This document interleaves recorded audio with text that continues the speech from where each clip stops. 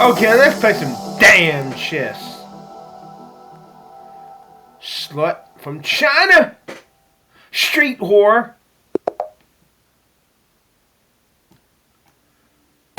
Come on, slut.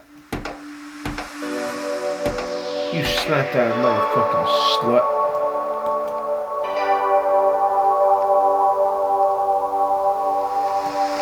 Oh my god.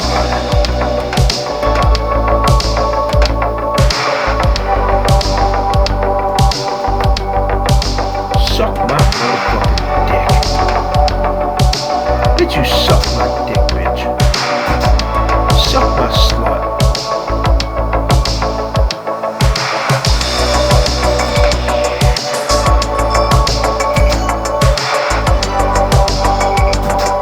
You suck my dick, bitch.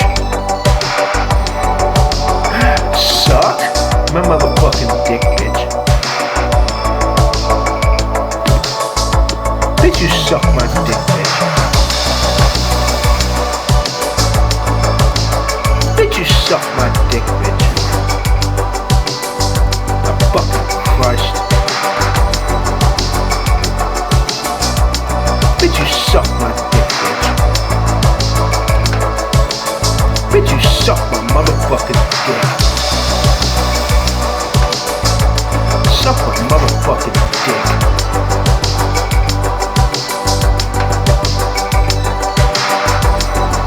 Let's bring that motherfucking work out here, you son of a bitch. We spit. God damn it. Suck my motherfucking dick. Suck my fucking dick. I see a motherfucking checkmate coming your way, you goddamn motherfucker. Come on, you goddamn motherfucker. Suck my dick, bitch. I fucked his hole! Stupid fucker. Man, I fucked his butt. I fucked his butt. I fucked his butt. I fucked his butt. I fucked his butt. I fucked his butt.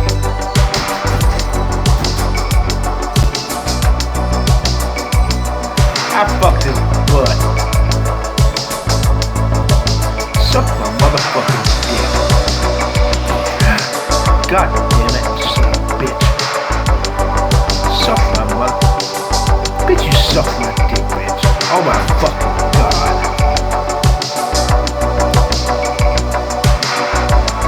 God damn it.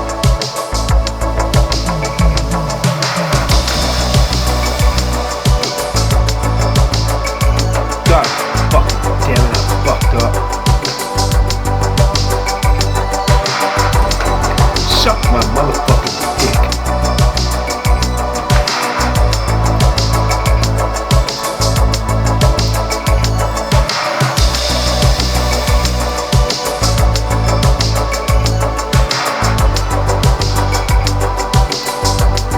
Bitch, you suck my motherfucking dick.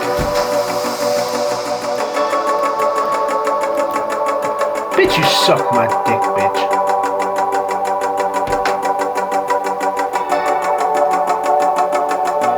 Bitch, you suck my dick, bitch.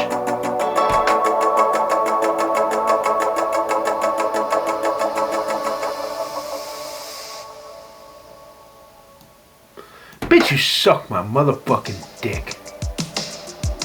Bitch, you suck my dick, bitch. God fucking damn it.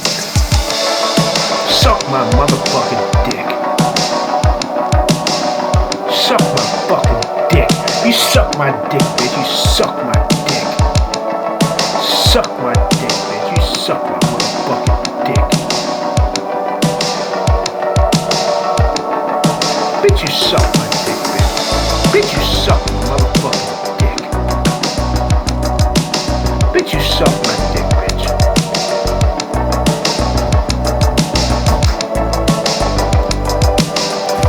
Bitch, you suck my motherfucking dick. Bitch, you suck my dick.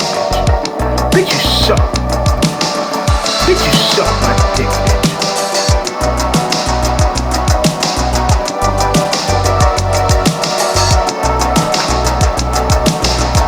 Bitch, you suck my motherfucking dick.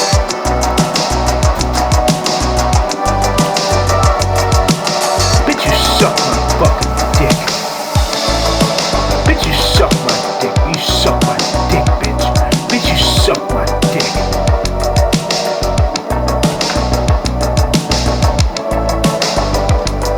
Bitch, you suck my dick, bitch.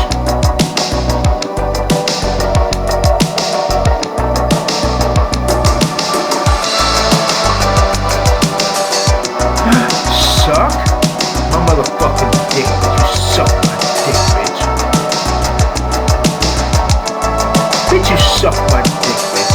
Bitch, suck my dick, bitch. You suck my dick. Bitch, you suck my dick. You suck my dick, bitch. Move, you dick sucker. Move, you dick sucker.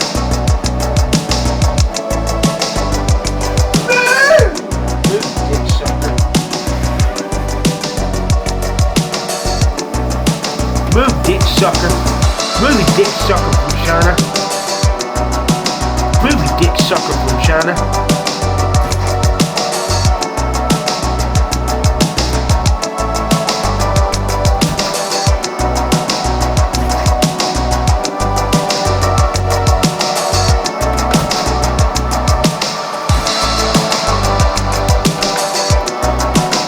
Come on, you fucking dick sucker. Come on, you dick sucker. God damn it. God fucking damn it. Son of a bitch. God damn it. God damn it.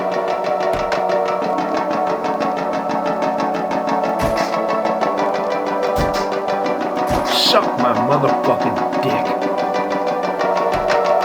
Suck my fucking dick. You suck my motherfucking dick. Bitch, you suck my dick, bitch.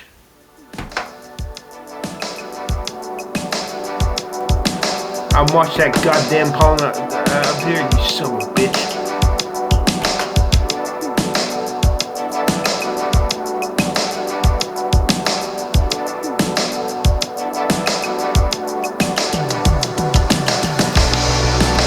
Suck my motherfucking dick.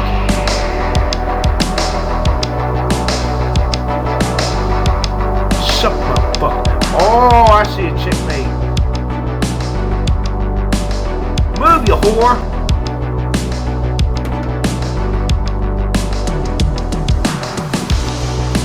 Oh, digger. Suck my motherfucking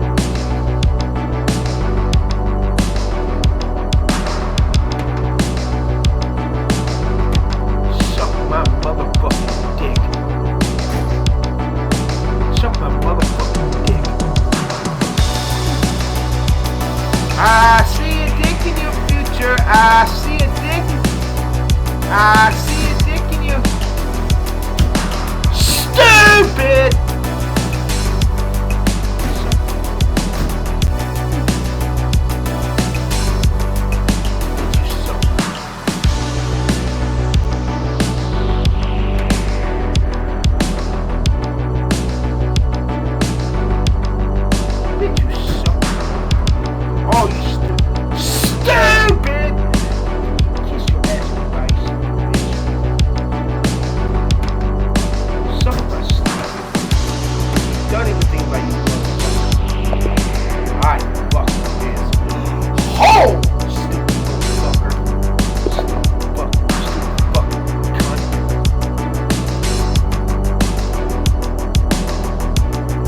Stupid fucking cunt.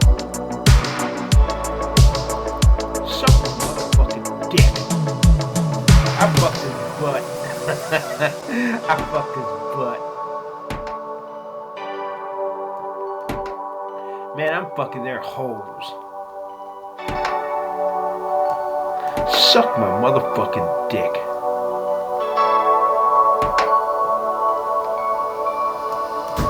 Suck my dick, bitch. Oh, I'm fucking you up. Suck my motherfucking dick.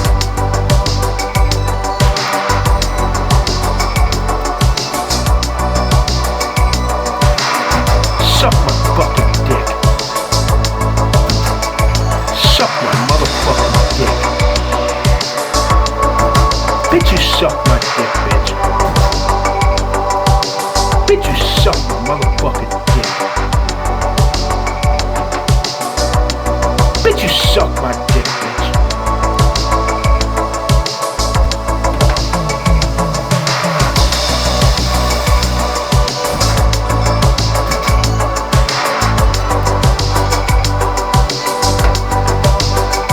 Bitch, you suck my motherfucking dick. Suck my fucking dick.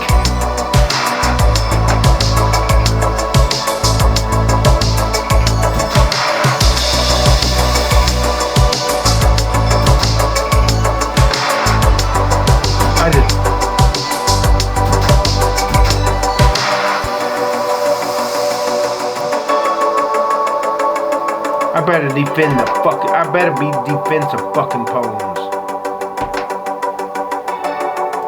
Suck my dick.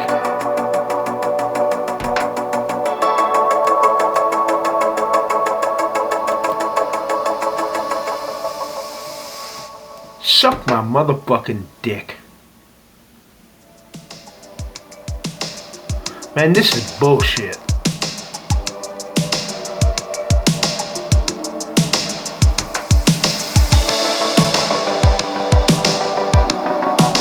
Suck my motherfucking dick.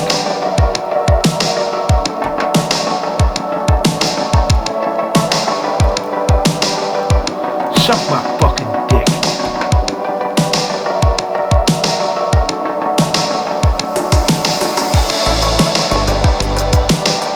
Suck my motherfucking dick. Suck my fucking dick, bitch.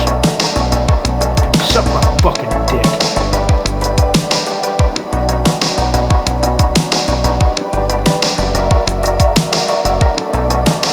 Move, you whore.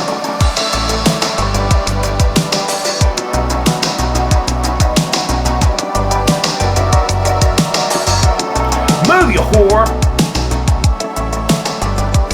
Move, you fucking whore. Move, whore. Suck my fucking dick. Suck my fucking dick. Suck my fucking dick.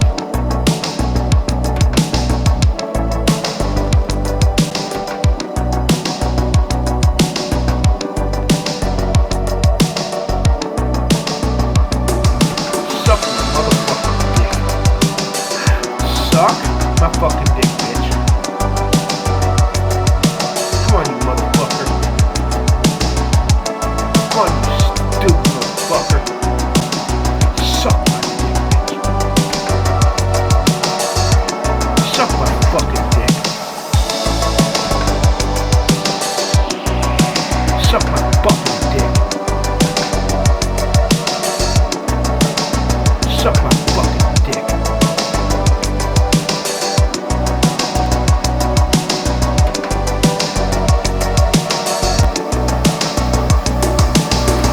Oh, goddamn.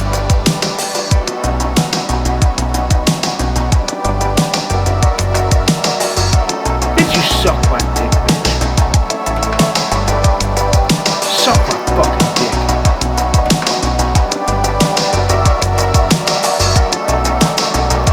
Suck my fucking dick. Oh my god. Suck my dick, bitch. Suck my motherfucking dick.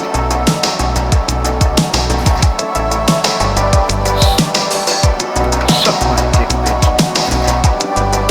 Suck my fucking dick.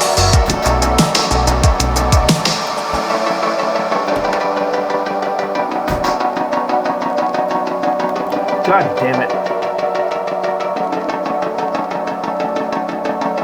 God fucking damn it. God damn it.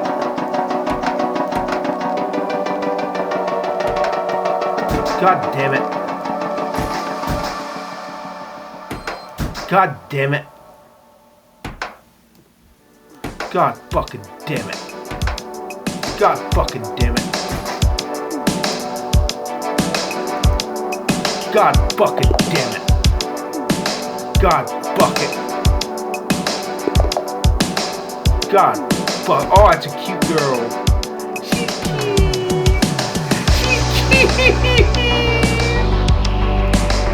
I gotta touch her head. Boom. She's cute. She's cute. She's cute. Stupid. Even so, stupid. She could ride on the stupid machine.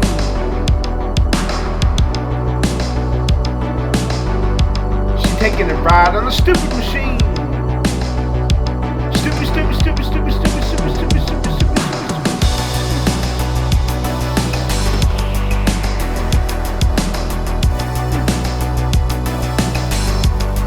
I fucked this whore's butt.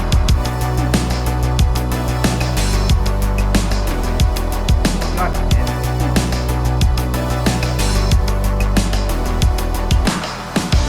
I'm trying to fuck this whore's butt. No, she's not a whore. She's cute. I'm trying to fuck this chick's butt. Chest. Oh, you stupid motherfucker.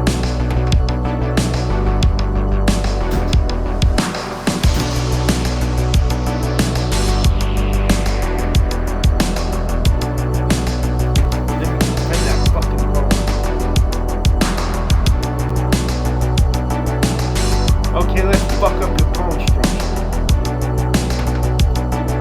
Yeah, I'm fucking up the goddamn bone.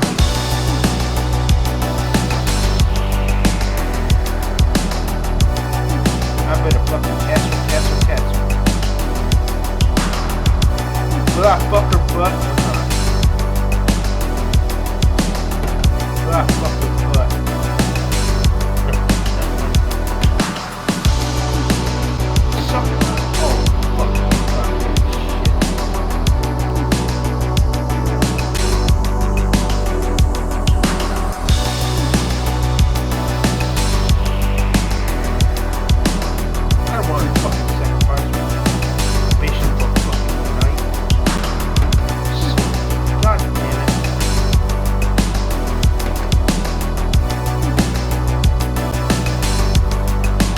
Fuck up with you that night. I can dick it for real.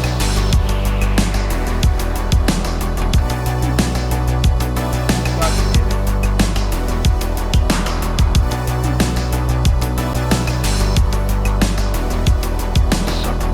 God damn.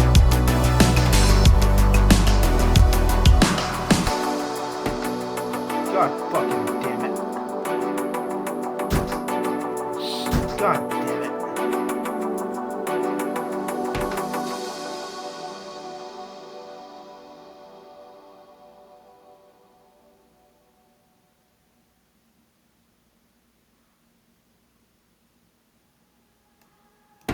God fucking damn it. God fuck it.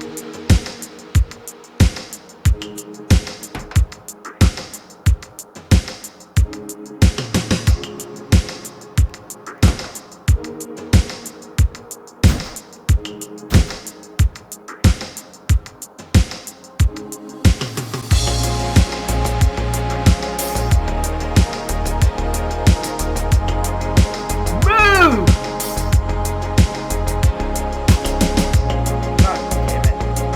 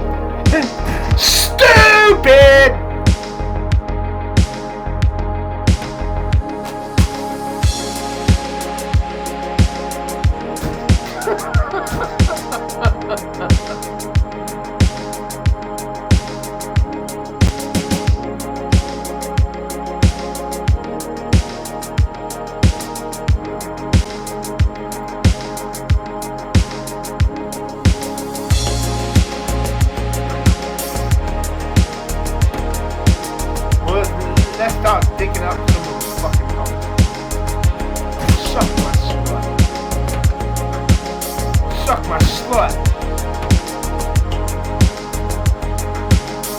Suck my motherfucking slut.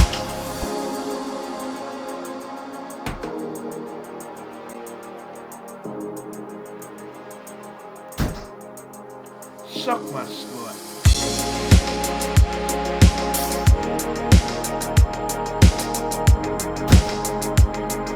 I'm fixing to fuck your butt, honey. I fucked her. Oh! I fucked her butt.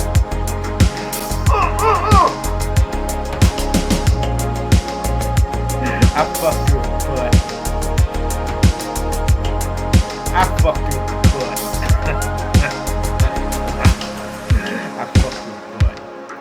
I fucked her butt. I fucked her butt.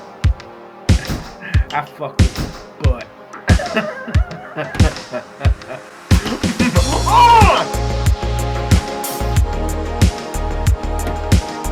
Man, I fucked her butt. Man, I fucked that chick's butt. Did you hear me? I said I fucked her butt.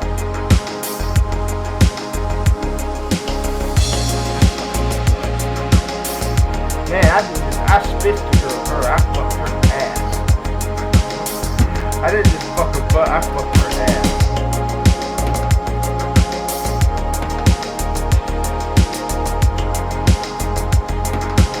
God damn it.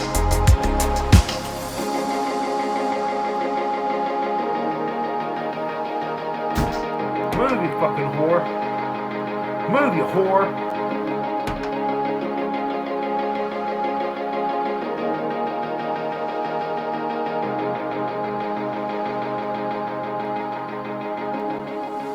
God damn. This is really fucking pissing me off. Suck my motherfucking dick. Suck my fucking dick.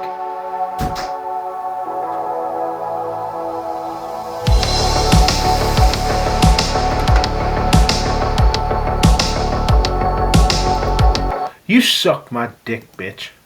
Behind the pulpit on a Sunday morning. His suit is pressed. His Bible is open. His congregation is singing. And somewhere behind his smile, behind the perfectly rehearsed cadence of his voice, behind the prayer he is about to deliver with passion and conviction, there is a letter sitting in the top drawer of his desk at home, a resignation letter. He wrote it at 2 in the morning, sitting on the edge of his bathtub, weeping into his hands. Nobody in that sanctuary has any idea, not the deacons, not the worship leader, not his wife who is sitting in the second row, holding their youngest child, believing that everything is fine. That letter has been in that drawer for 4 months. He opens the drawer, reads it, puts it back, and drives to church every single Sunday. And one day, without warning, the pulpit is empty. This is not a hypothetical scenario. This is happening right now in churches across the United States, across Europe, across Africa, across Latin America. Pastors, ministers, priests, clergy members of every denomination are quietly, secretly, and sometimes desperately walking away from the ministry. And when I say the numbers are staggering, I need you to understand that I am not exaggerating. According to the Barna Group, one of the most respected research organizations studying faith and culture, in 2021, 38% of pastors in the United States had seriously considered quitting full-time ministry. By 2022, that number climbed to 42%. Let me say that again. Nearly half of all pastors in America thought about walking away, and many of them did. Various pastoral research organizations have estimated that approximately 1,500 pastors leave the ministry permanently every single month in the United States alone. 1,500. Don't make me fuck your butt. Every month. I will. I'll fuck that butt up. That means by the time you finish watching this, statistically, another pastor somewhere just turned in his keys. Now here's what makes this story genuinely shocking. Bitch, you suck. It is not just that they are leaving. It is why they are leaving. Oh my God. And it is not what you think.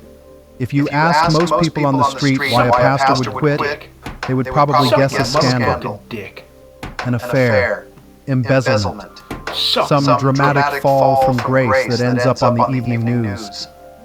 And sure, those things happen, but they represent a tiny fraction of the departures. The overwhelming majority of pastors who walk away do so for reasons that are far more heartbreaking, far more systemic, and far more uncomfortable for churches to confront. They leave because the job is destroying them, slowly, quietly, from the inside out. Let me take you into the life of a pastor in a way that most people never get to see. The average congregation sees their pastor for maybe 2 hours on a Sunday morning. They see the polished version, the public-facing figure who delivers sermons, shakes hands, and seems to have an unshakable connection to the divine. What they do not see is the other 166 hours of that pastor's week. You know that, don't you? They do not see the 3 a.m. phone call from a church member whose husband just died.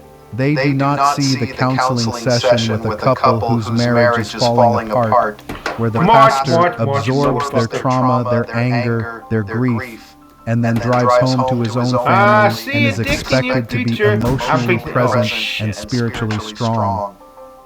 They do not see the board meeting where a group of elders argues for 2 hours about the color of the new carpet in the fellowship hall, and then questions why the pastor's last sermon did not generate more tithes.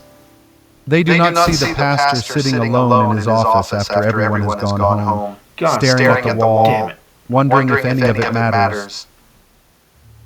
The Duke Clergy Health Initiative, a research program out of Duke University, conducted extensive studies on the physical and mental health of clergy in the United States. What they found was alarming. Clergy members had significantly higher rates of obesity, hypertension, diabetes, arthritis, and depression compared to the general population. Pastors were not just emotionally struggling. Their bodies were breaking down, the stress was literally killing them. And yet, there is an unspoken rule in most church cultures that the pastor is not allowed to be broken. The pastor is the shepherd. The shepherd does not bleed in front of the flock, so they suffer in silence. They put on the robe. They open the Bible. They preach about hope while drowning in despair. If you are finding this as eye-opening as I think you are, do me a quick favor. Drop a comment and tell me where you are watching from and what time it is right now. I am genuinely curious about the Professor Archive community. Whether you are a nurse on a night shift in Lagos or a student in London watching this at 3 in the morning when you should be studying, I want to know. And if you have not yet, go ahead and subscribe. We go deep on stories like this every single week, and trust me, this one is only getting started. Now let me talk about money, because this is one of the most overlooked factors driving pastors out of the ministry. There is a widespread assumption that pastors are financially comfortable. People see the megachurch televangelists with private jets and Rolls Royces and assume that is representative of clergy life in general. It is not. It is not even close. According to the Bureau of Labor Statistics, the median annual salary for clergy in the United States as of recent data was around roughly $53,000 to $55,000. That is the median, which means half of all pastors earn less than that. A significant number of pastors, particularly those serving small or rural congregations, earn well below the poverty line. Lifeway research found that many pastors in churches with fewer than 50 members receive little to no salary at all, relying on second jobs to make ends meet.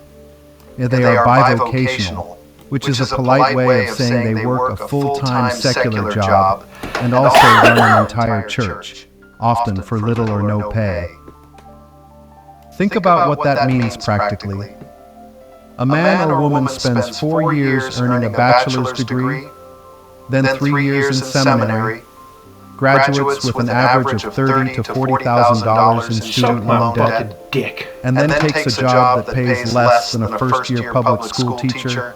They work 60, 70, sometimes 80 hours a week. They are on call 24 hours a day, 7 days a week. There are no true days off in ministry. The phone can ring at any time. Someone is always in crisis. Someone always needs prayer. Someone always needs the pastor. And for this, many of them cannot afford to send their own children to the same private Christian schools their congregations expect them to endorse. But the financial strain is just one thread in a much larger tapestry of suffering.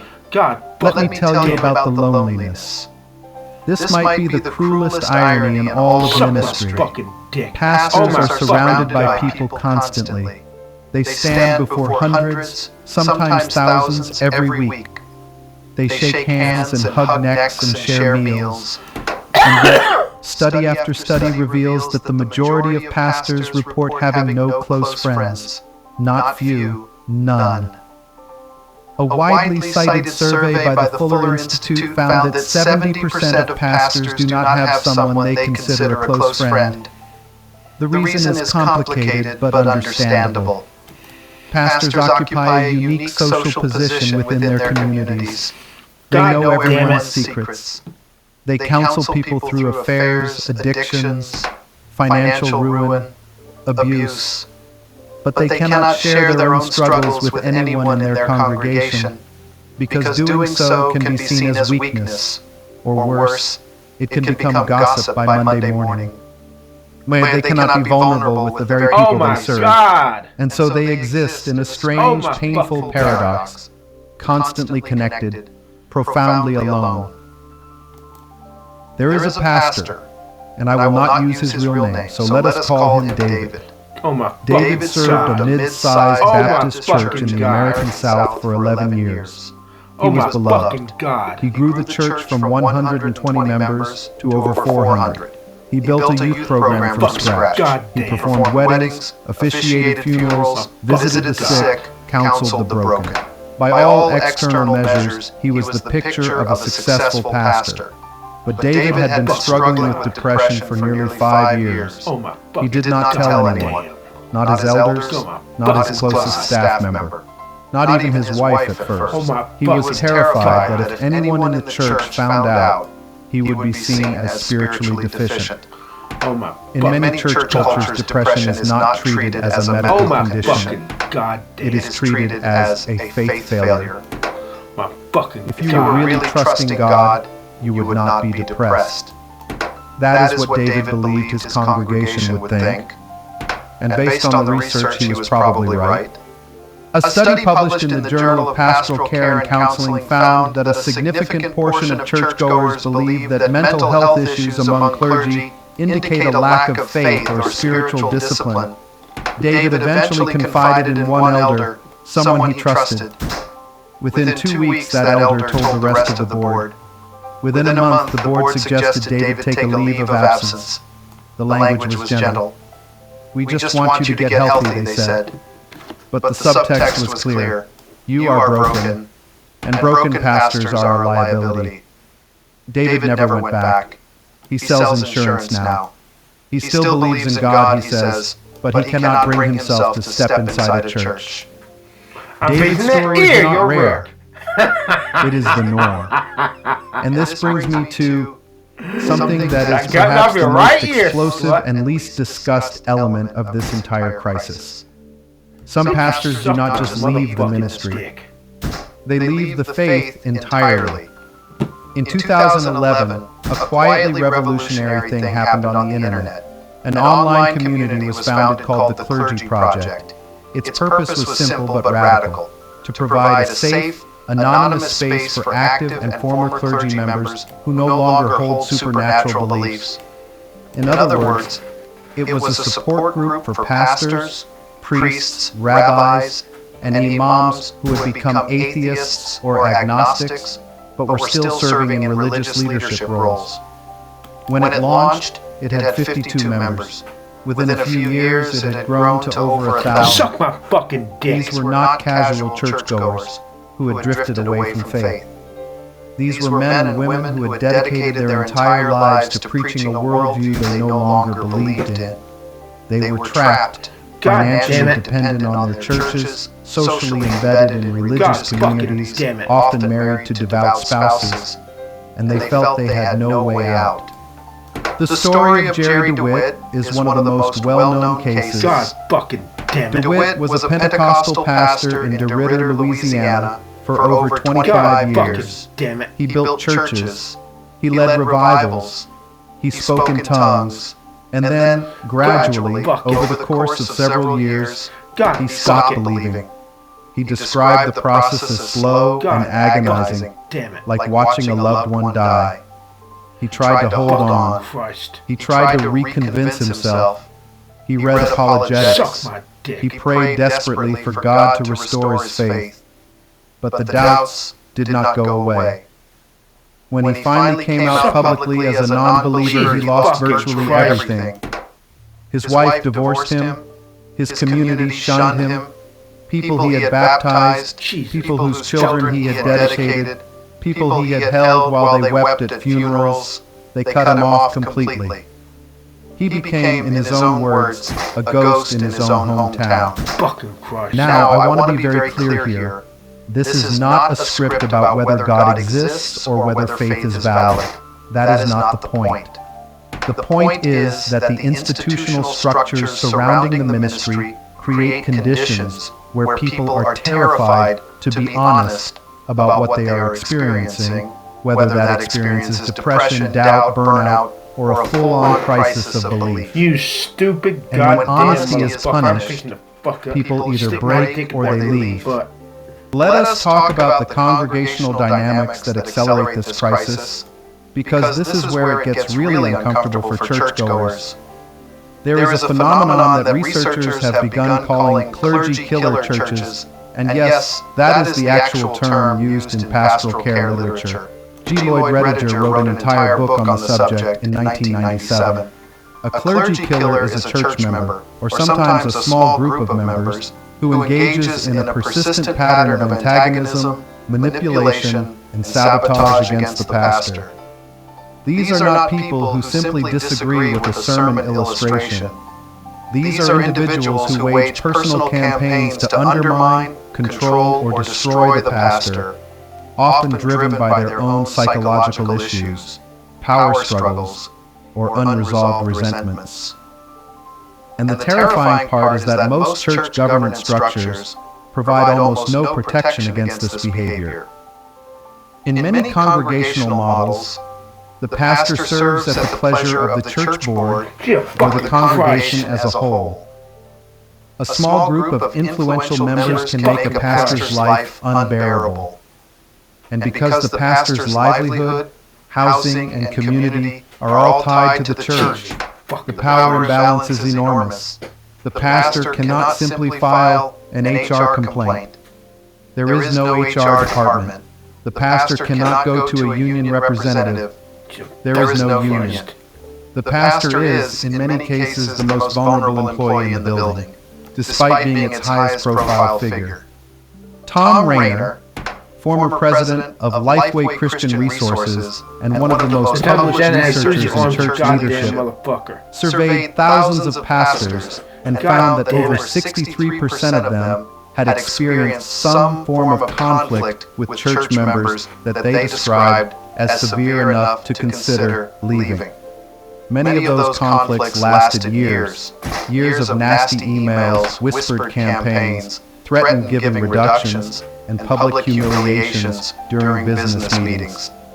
Imagine going to work every day knowing that the people you are serving are actively trying to get you fired, and you have to preach love and forgiveness to their faces on Sunday morning.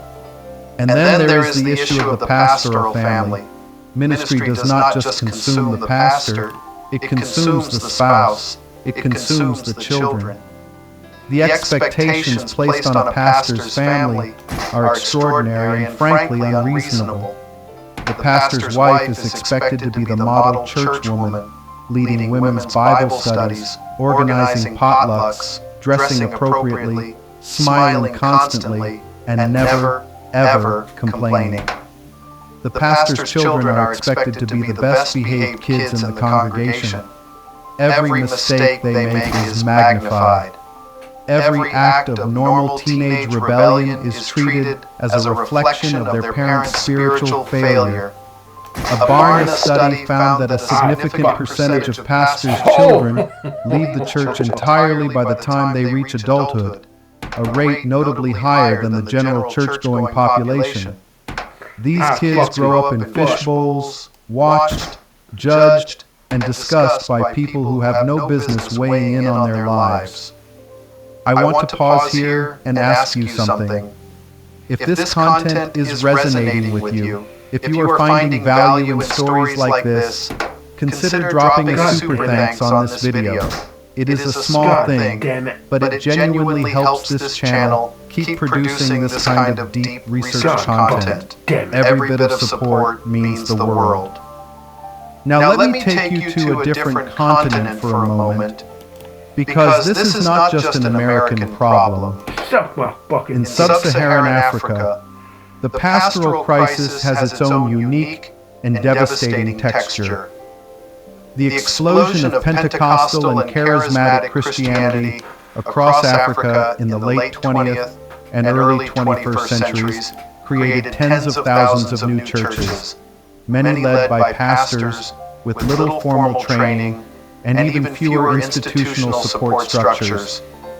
In countries like Nigeria, Kenya, Ghana, and South Africa, the prosperity gospel movement placed enormous pressure on pastors to project an image of divine blessing and material success.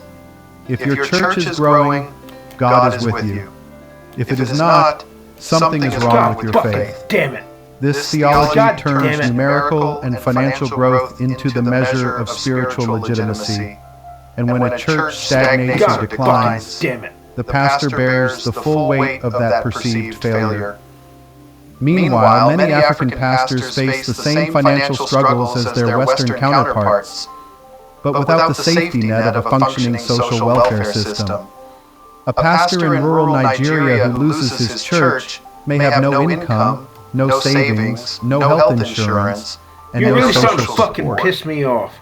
The shame of leaving ministry in deeply religious communities can be so intense that some pastors persist long past the point of psychological and financial collapse, preaching to congregations that cannot sustain them, because the alternative is social annihilation. In Latin America, the story is similar. The rapid growth of evangelical Protestantism across Brazil, Guatemala, Chile, and other nations created a demand for pastors that far outstripped the supply of seminary-trained clergy. God damn it. Many pastors were ordained after minimal training and thrown into leadership positions they were wholly unprepared for. A study published by the Latin American Theological Fellowship found that burnout, financial hardship, and family breakdown were the leading causes of pastoral attrition across the region. In Brazil alone, estimates suggest that thousands of evangelical pastors leave ministry each year, many quietly disappearing from their congregations without explanation. Let us come back to the psychology of all this, because I think it is essential to understanding why pastors stay as long as they do, often long after they should have left. There is a concept in psychology called moral injury. It is different from burnout, although the two often coexist. Burnout is about exhaustion. Moral injury is about a wound to the conscience. God damn it. It occurs when a person is forced to act in a way that violates their deeply held moral beliefs, or when they witness something that shatters their sense of right and wrong. Researchers studying veterans initially developed the concept, but it has since been applied to healthcare workers, first responders, and increasingly clergy. A pastor experiences moral injury when they are forced to preach something they are not sure they believe. When they are required to enforce church discipline they privately disagree with. When they watch a church exile a gay teenager damn and it. are expected to endorse the decision from the pulpit when they counsel victims of abuse and then are pressured by church leadership to protect the abuser because the abuser is a major donor. These are not abstract hypotheticals. These are the actual, documented experiences of real pastors in real churches. And each one of these experiences carves a little deeper into the pastor's soul until there is nothing left to give. The COVID-19 pandemic did not cause this crisis, but it ripped the seal off of it. When churches shut down in 2020, many pastors were forced to pivot overnight to online ministry. They became video producers, social media managers, and tech support, all while trying to minister to terrified, grieving, and angry congregations from behind a screen. But here is what really broke many of them: the reopening. When churches began reopening, pastors found themselves caught in the crossfire of one of the most divisive cultural battles of the modern era. Their congregations fractured along political and ideological lines over masks, vaccines, lockdowns, racial justice. Pastors who asked members to wear masks received death threats. Pastors who did not reopen quickly enough were accused of cowardice. Pastors who addressed racial injustice were called Marxists. Pastors who avoided the topic were called cowards by the other side. There was no safe ground. Barna's research following the pandemic showed that pastoral burnout reached historic highs, and the number of pastors considering leaving surged to levels never recorded before in the history of modern church research. And yet, amid all of this, there is another dimension that rarely gets discussed in public, and it might be the most challenging one of all: the theological crisis. Many pastors, particularly those trained in rigorous academic settings, spend years studying the original languages, the historical context, the textual criticism, and the philosophical foundations of the Bible. And for some, the deeper they go, the more questions they have. Questions they are not allowed to ask from the pulpit. Questions that, in many denominational contexts, would cost them their ordination if they voiced. Jesus fucking goddamn cunt Christ. Jesus goddamn fucking Christ. Jesus cunt Christ. Jesus cunt Christ. Jesus fucking Christ. Jesus Christ. A cunt Christ. Fucking goddamn.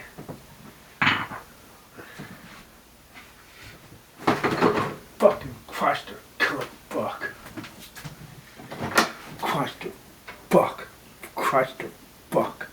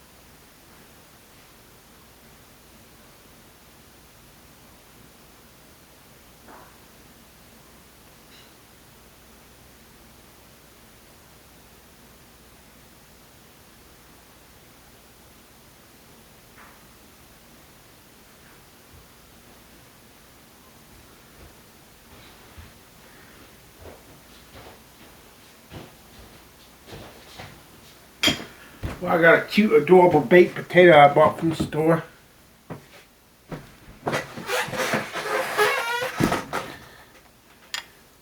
God fucking damn it.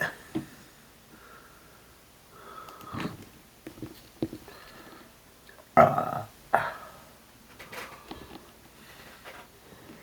red baked potato.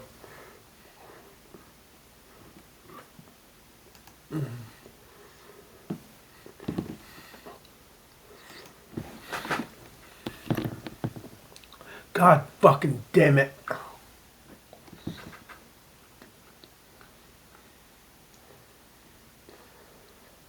I'm cooking a puff for it and toast it.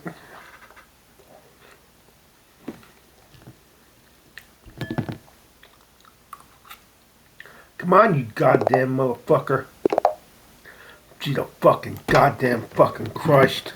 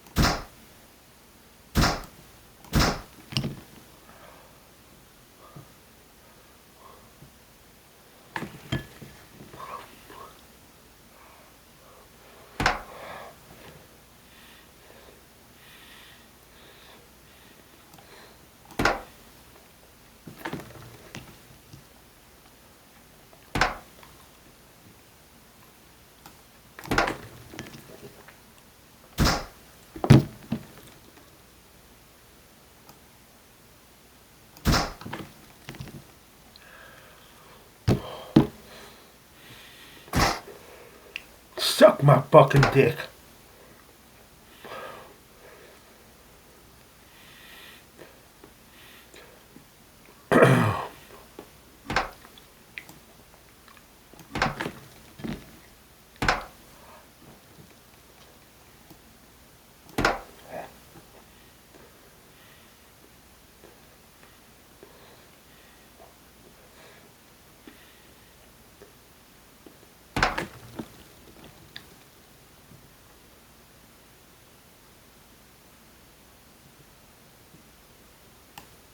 God damn.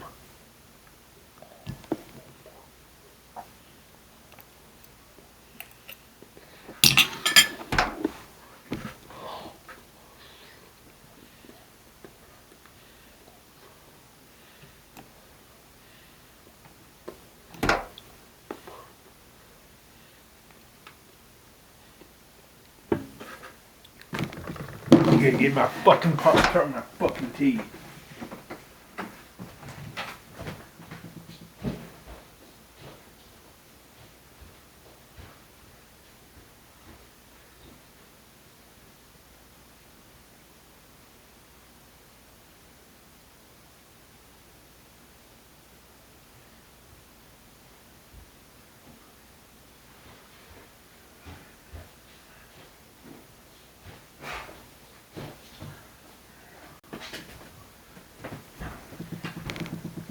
God fuck it. God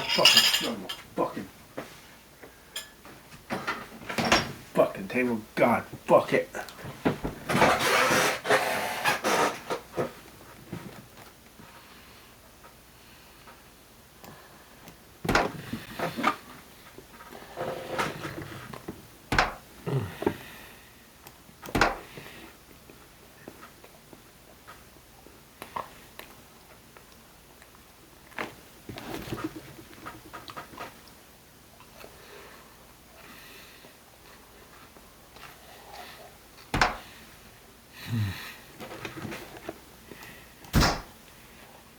I just ambasanta the fuck out of you.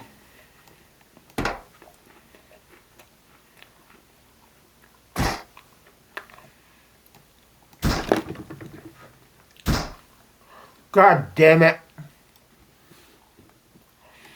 Jesus fucking Christ.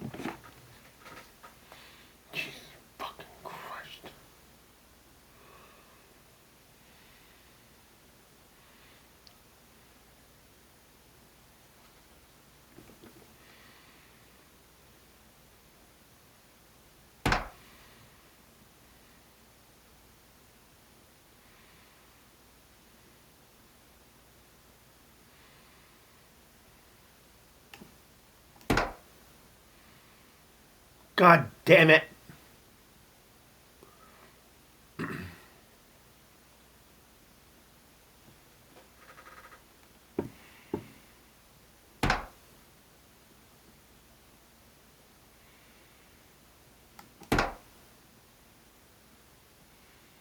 God damn it.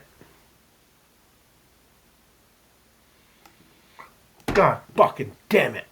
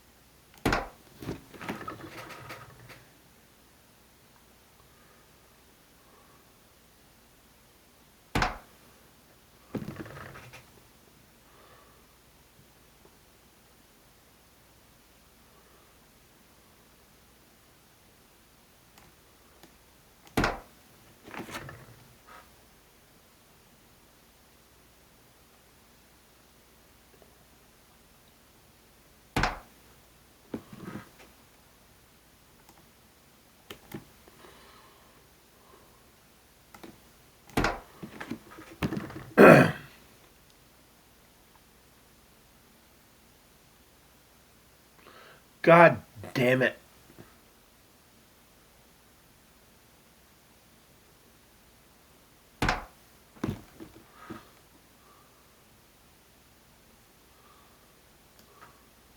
The motherfucker's trying to Janet has Uzi arms me with a whore. That goddamn shit is not gonna work with a good goddamn.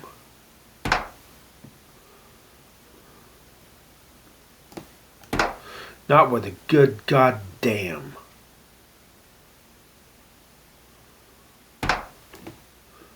Suck my motherfucking dick.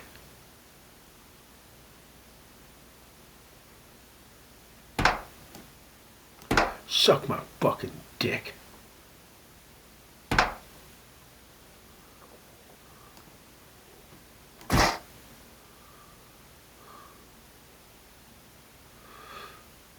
Now fuck up and move that king right here.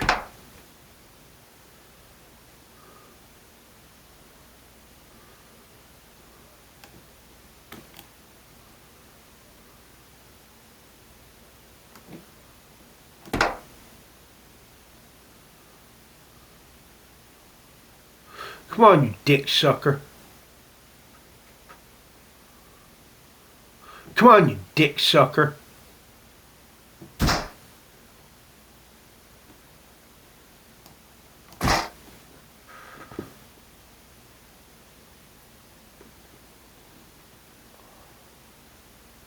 Come on, you dick sucker.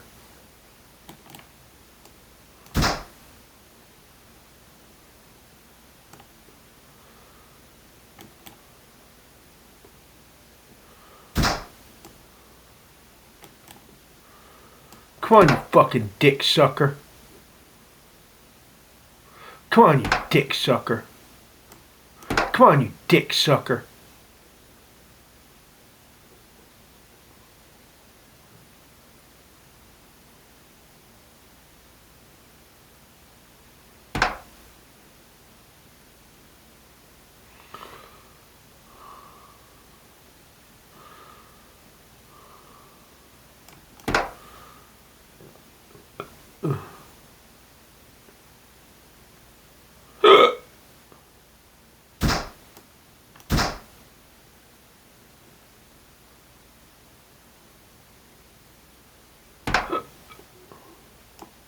Come on, dick sucker.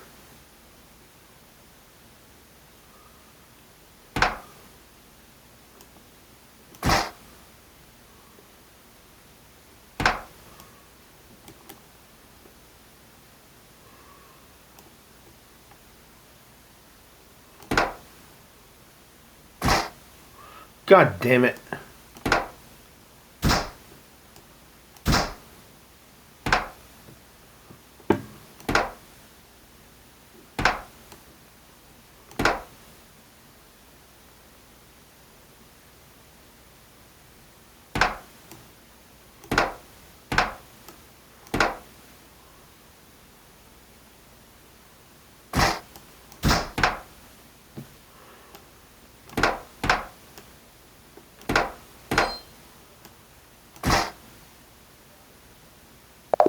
I fucked his. Oh, that was a cheesy ass, gay ass win.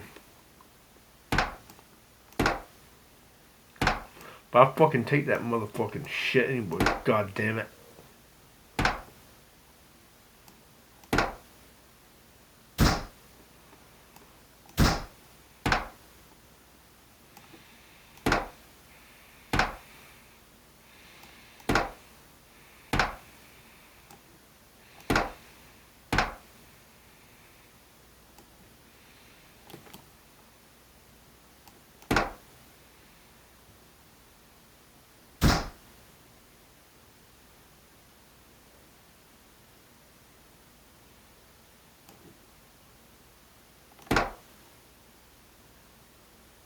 Now fuck up and take that goddamn bishop.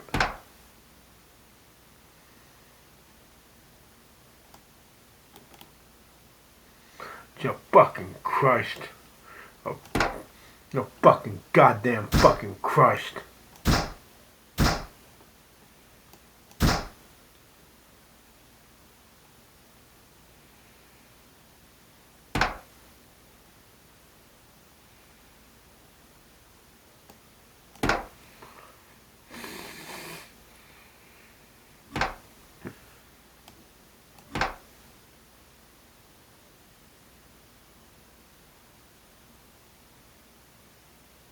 Movie dick sucker.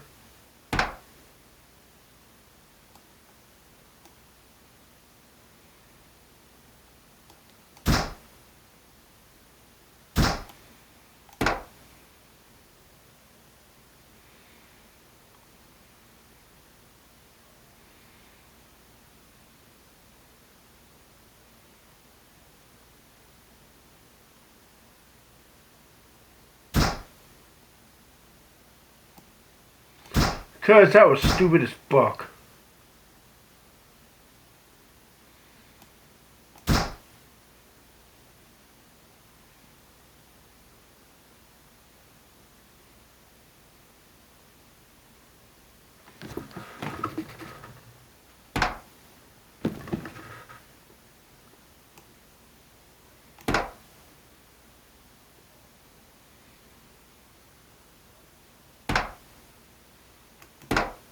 God damn it.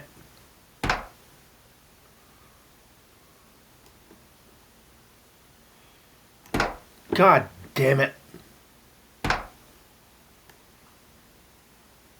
God damn it.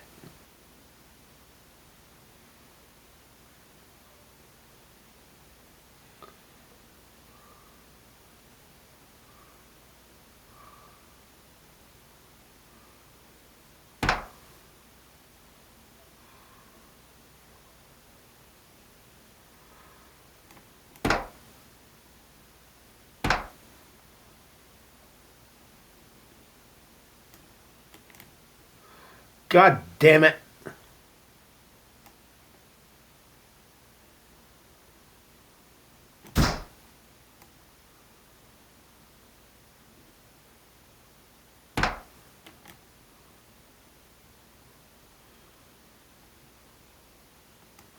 Jesus goddamn fucking goddamn Christ.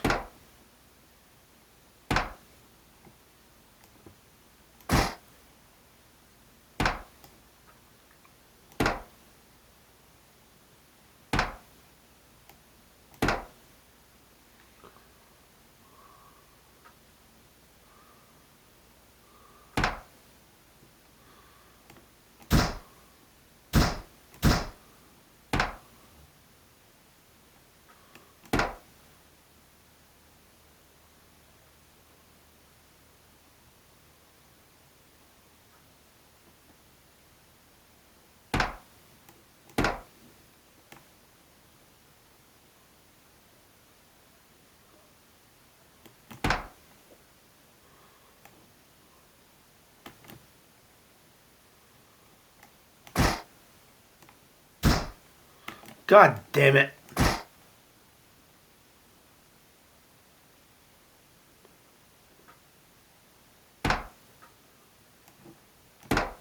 God fucking damn it.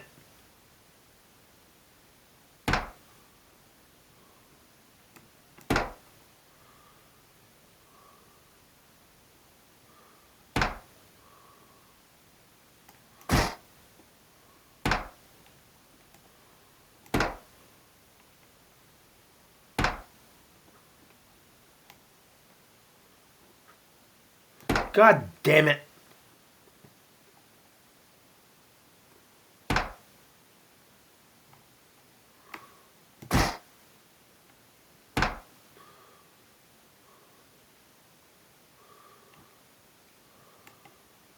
God fucking damn it.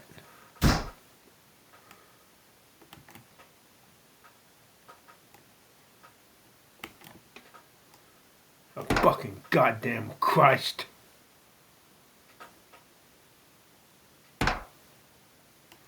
Oh, fucking goddamn Christ.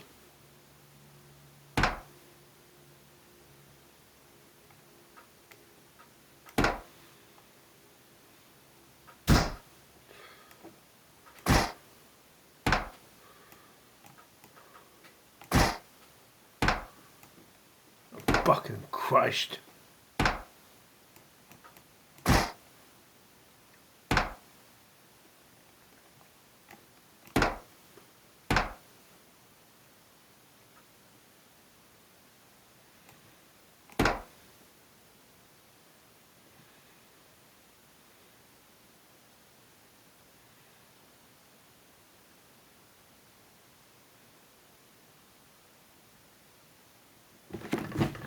Jesus goddamn cunt Christ.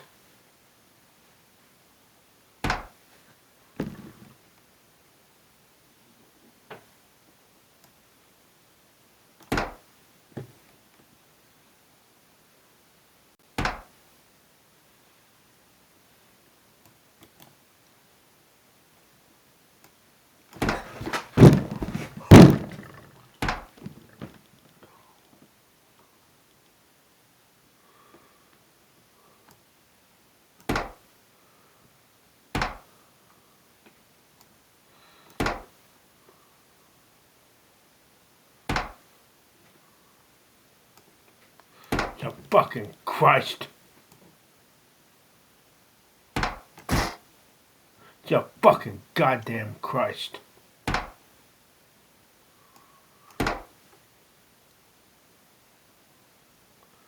Jesus fucking Christ. Oh, fucking Christ.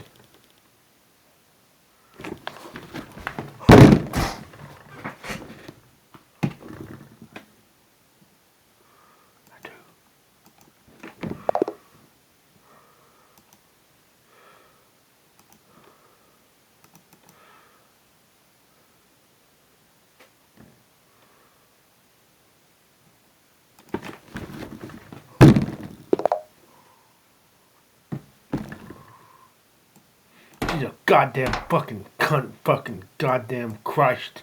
A fucking goddamn cunt fucking Christ. She's a fucking goddamn Christ. Jesus fucking Christ.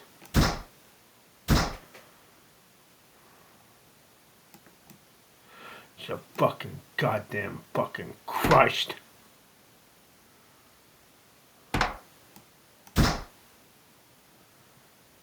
Jesus fucking Christ.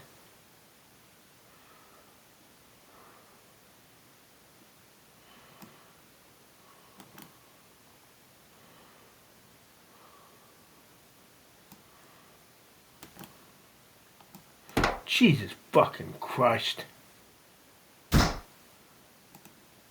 So fucking goddamn fucking Christ.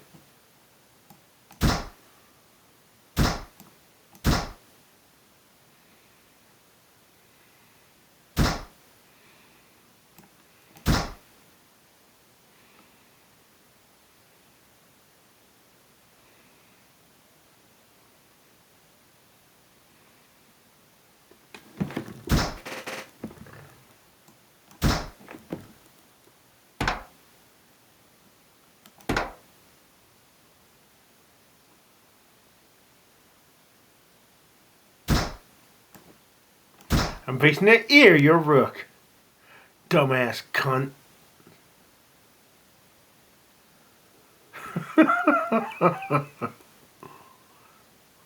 Fucking cunt.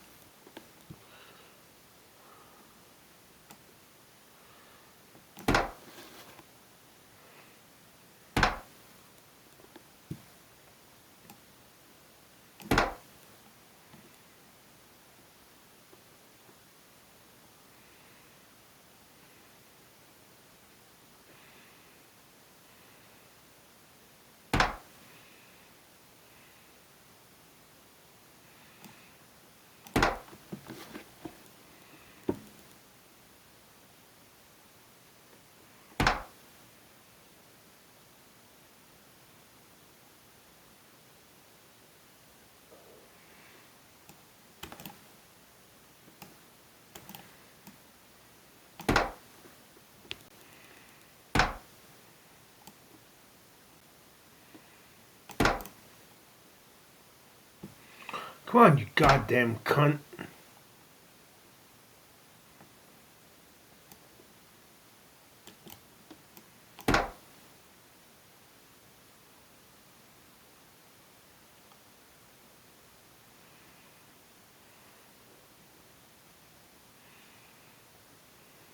Jesus fucking Christ.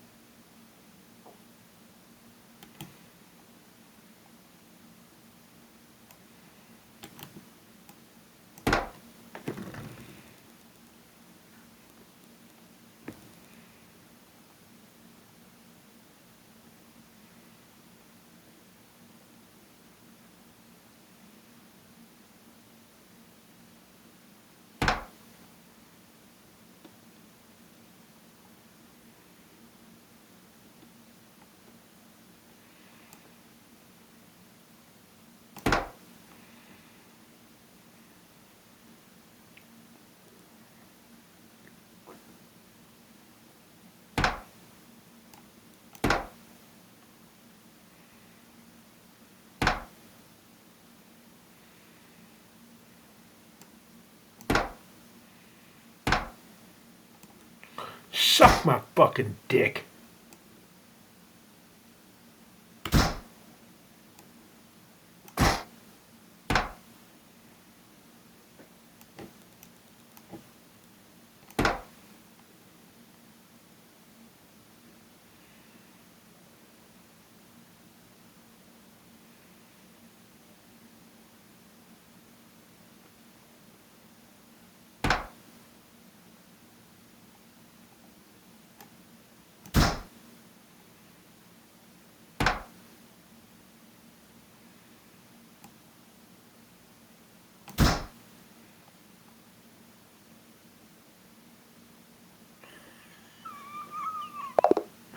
I fucked his hole.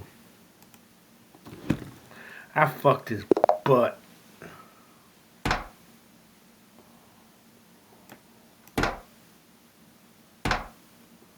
He's bringing up that whore. That's stupid as fuck, you son of a bitch.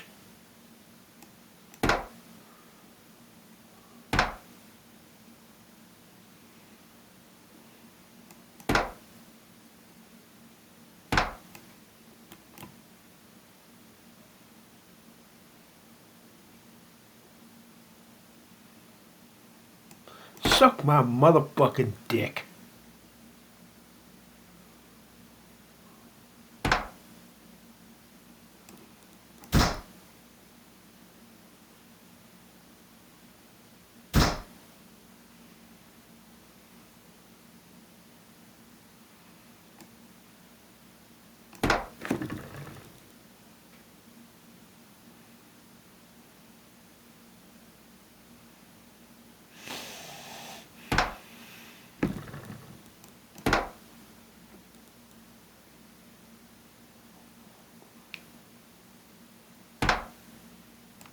Boom! Donkey Kong. Dumbass. I just Donkey Konged the fuck out of him.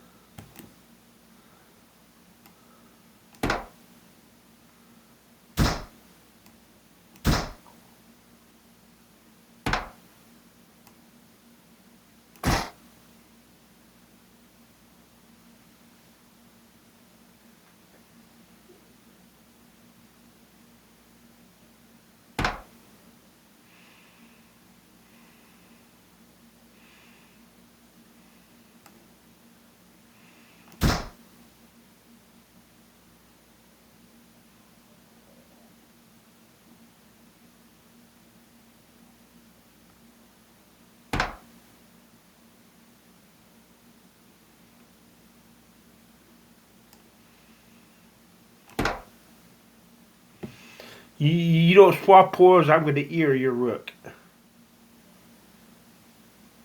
Stupid fucker.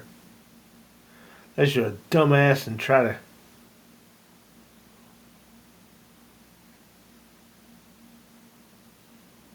And I'm gonna double fuck your rooks. You stupid motherfucker.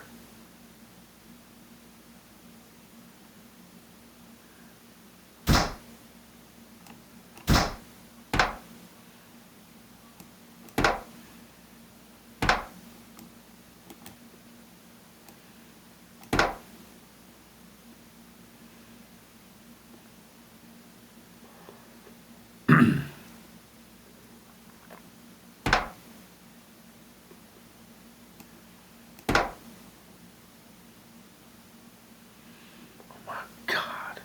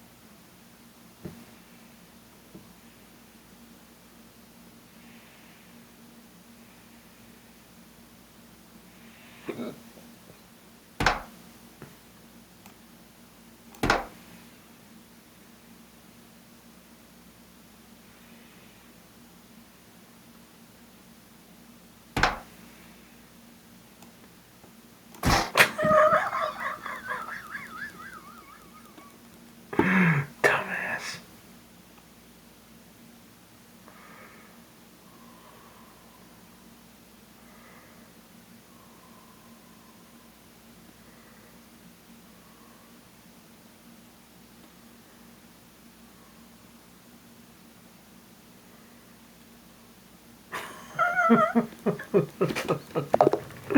I fucked his. Oh, dumbass cunt. Dumbass fucker. Stupid fucker. You stupid fucking cunt.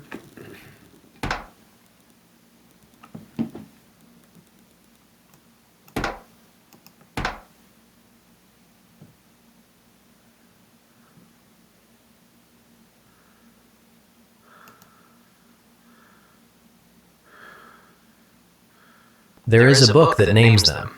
It tells you exactly who they were, exactly what they did, and exactly why it got them erased. It was quoted as prophecy by a letter sitting in your New Testament right now, and then it was cut out of every Bible you have ever held. The book is called Enoch. The beings it names are called the Watchers, and almost everything you've been told about them is the cover story. You've heard the name, in a horror movie maybe, or in some corner of the internet where people whisper about fallen. Aww. The girl is cute. She's cute. I gotta screenshot her. God fucking damn it.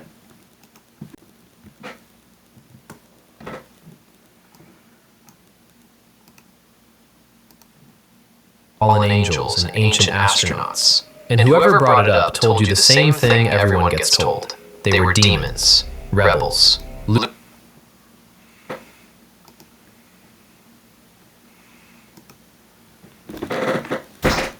He voiced them openly.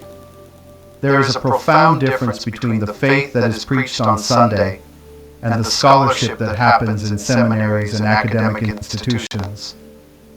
Many pastors are acutely aware of this gap, and they navigate it alone, holding complexity in their minds while delivering certainty from their mouths. The cognitive dissonance can become unbearable. Daniel Dennett and Linda Lascola published a landmark qualitative study in 2010 titled Preachers Who Are Not Believers. In it, they interviewed active clergy members who had lost their faith but continued to lead congregations. The interviews are devastating. These were not cynical con artists. They were people who had genuinely committed their lives to a calling they believed was sacred, and who slowly, painfully came to a place where they could no longer affirm what they were teaching. But they had mortgages, children in school, aging parents who would be shattered by the truth, and no transferable job skills outside of ministry. They were trapped, financially dependent on their churches, socially embedded in religious communities, often married to devout spouses, and they felt they had no way out. I think what strikes me most about this entire phenomenon is the silence. It is the biggest open secret in organized religion. Everybody in church leadership knows it is happening. Denominations know their numbers are hemorrhaging clergy. Seminaries know their graduates are burning out. Church boards know their pastors are struggling. And yet, the conversations remain whispered, private, and guarded. Because to talk about it openly would mean confronting uncomfortable truths about how churches treat the very people they hire to lead them. It would mean admitting that the system, as it currently operates in many places, is not just failing pastors, it is consuming them. There are, of course, organizations and movements trying to address this.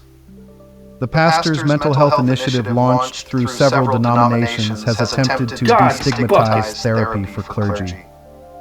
Organizations like the Clergy Recovery Network provide counseling and transition support for ministers leaving the pulpit. Some denominations have begun implementing mandatory sabbaticals, something that was almost unheard of a generation ago. The Evangelical Lutheran Church in America, for instance, has been more proactive than many in creating structures for pastoral wellness. The Catholic Church, facing its own clergy shortage of a different nature, has invested in formation programs that include psychological screening and ongoing wellness support. But these efforts are piecemeal, underfunded, and swimming against a cultural tide that still largely expects pastors to be superhuman. The numbers tell a sobering story about the future. The Hartford Institute for Religion Research has documented a steady decline in the number of active congregations across the United States. Between 2000 and the early 2020s, thousands of churches closed their doors. The ones that remain are smaller and older on average. Fewer young people are entering seminary. The pipeline is drying up, and the pastors who are still serving are older, more tired, and closer to the exit than ever before. There is a name for what happens when a system demands everything from a person and gives them nothing in return. We call it exploitation, and I understand that word is strong. I understand that many people hear it and think of factories and sweatshops and fields. But when you take a human being, ask them to carry the spiritual, emotional, and sometimes financial burdens of an entire community, pay them barely enough to survive, offer them no mental health support, expect them to be available every hour of every day, punish them for showing vulnerability, and then discard them when they inevitably crack, I struggle to find a more accurate word. Now, am I saying every church is like this? No, of course not. There are thousands of healthy, loving, generous congregations that treat their pastors with genuine care and respect. There are churches that pay fair salaries, enforce boundaries, provide counseling benefits, and create cultures where authenticity is valued over performance. Those churches exist, and they should be celebrated. But they are not the majority, and the crisis we are witnessing is proof. I want to leave you with one more story. There is a woman, a former Methodist pastor, who served two different churches over the course of 14 years. She was one of the strongest preachers in her conference. She mentored dozens of young ministers. She sat with families in hospitals and courtrooms and funeral homes. She baptized children who grew up and got married and brought their own children to be baptized. And when she finally left, it was not because of a scandal. It was not because she lost her faith. It was because she realized she had not had an uninterrupted day off in over 3 years. It was because she had missed her daughter's school play for the 4th year in a row because a church member had a crisis that could not wait. It was because she stepped on the scale one morning and realized she had gained 40 pounds in 2 years because she had no time to cook, no time to exercise, and she was eating fast food between hospital visits. It was because her doctor told her that her blood pressure was dangerously high, and she looked at her prescription bottle and realized she could not afford it on her church salary. She did not rage quit. She did not post a dramatic farewell on social media. She just quietly told her district superintendent that she was done, packed her office into 2 cardboard boxes, and drove away. Nobody from those 14 years of ministry called to check on her. Not one person for 6 months. That silence is perhaps the most damning indictment of all. Not the burnout, not the poverty, not the loneliness. The way a pastor can pour out their entire life for a community and then vanish, and that community just hires someone new and moves on, like replacing a burnt-out light bulb. So, what do we do with all of this? I think the first step is simply awareness, knowing that it is happening, knowing that the smiling person behind the pulpit might be one bad board meeting away from walking out forever. Knowing that the system needs reform, real structural reform, not just nicer words and occasional appreciation dinners. Churches need to build cultures of honesty, not performance. They need to fund mental health benefits for their clergy. They need to create governance structures that protect pastors from congregational abuse. They need to pay living wages, even if it means the building fund takes a hit. And they need to stop treating their pastors as spiritual vending machines who exist solely to dispense comfort, wisdom, and inspiration on demand. Because here is the final, uncomfortable truth.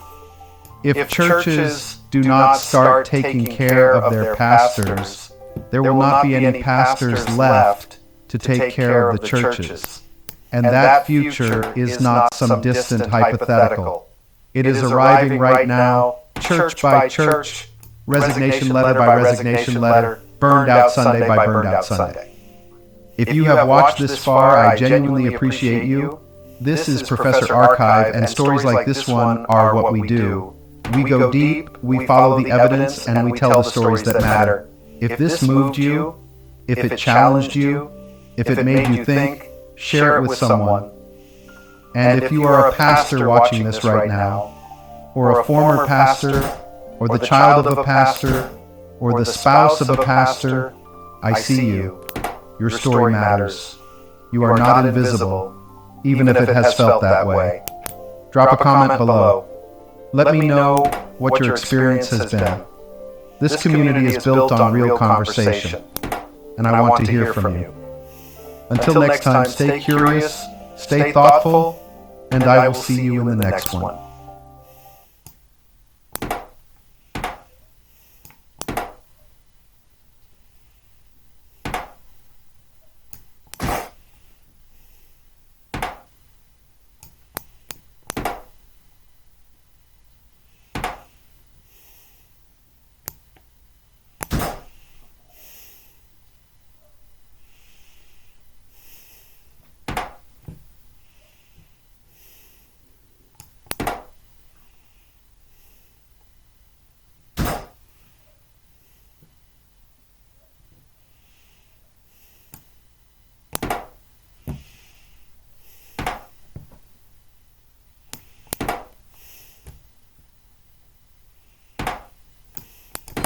I just got myself a whore.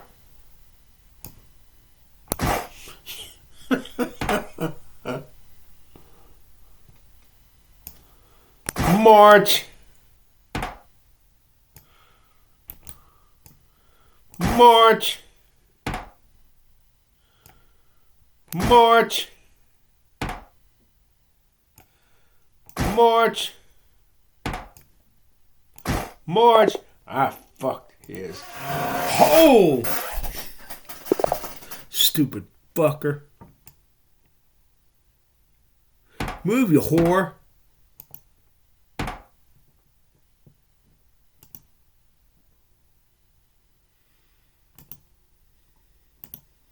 I'm gonna play the goddamn video.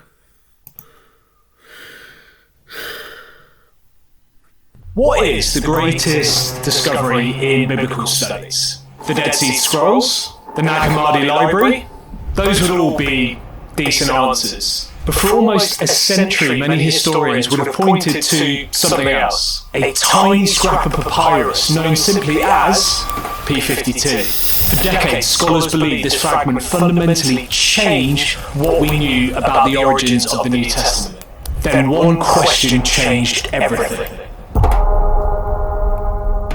Known simply as P52, it measures a little bit more than a few inches across and preserves only a handful of verses from John's Gospel. It is incomplete, heavily damaged, and to anyone unfamiliar with ancient manuscripts, almost impossible to read. Yet for nearly a century, this tiny fragment has occupied an extraordinary position within New Testament scholarship. Entire books have been written about it. It appears in museums, documentaries, and university lectures across the world, and for generations it has been presented as the earliest surviving copy of any New Testament writing. That reputation has made P52 one of the most famous biblical manuscripts ever discovered. It has also made it one of the most misunderstood, because the significance of P52 has never rested upon a few Greek words that survive upon its surface. Its importance lies in historical questions those words invite us to ask. When was the manuscript copied? How far had John's Gospel travelled by the time it was written? What can one damaged fragment really tell us about the origins of the New Testament? And how much certainty can historians legitimately claim when the evidence itself is incomplete? Those questions have occupied scholars for almost a century, and answers have changed considerably over time. The story of P52 is therefore not simply a story of an ancient manuscript. It is the story of archaeology, historical investigation, careful scholarship, and a reminder that our understanding of the past is never static.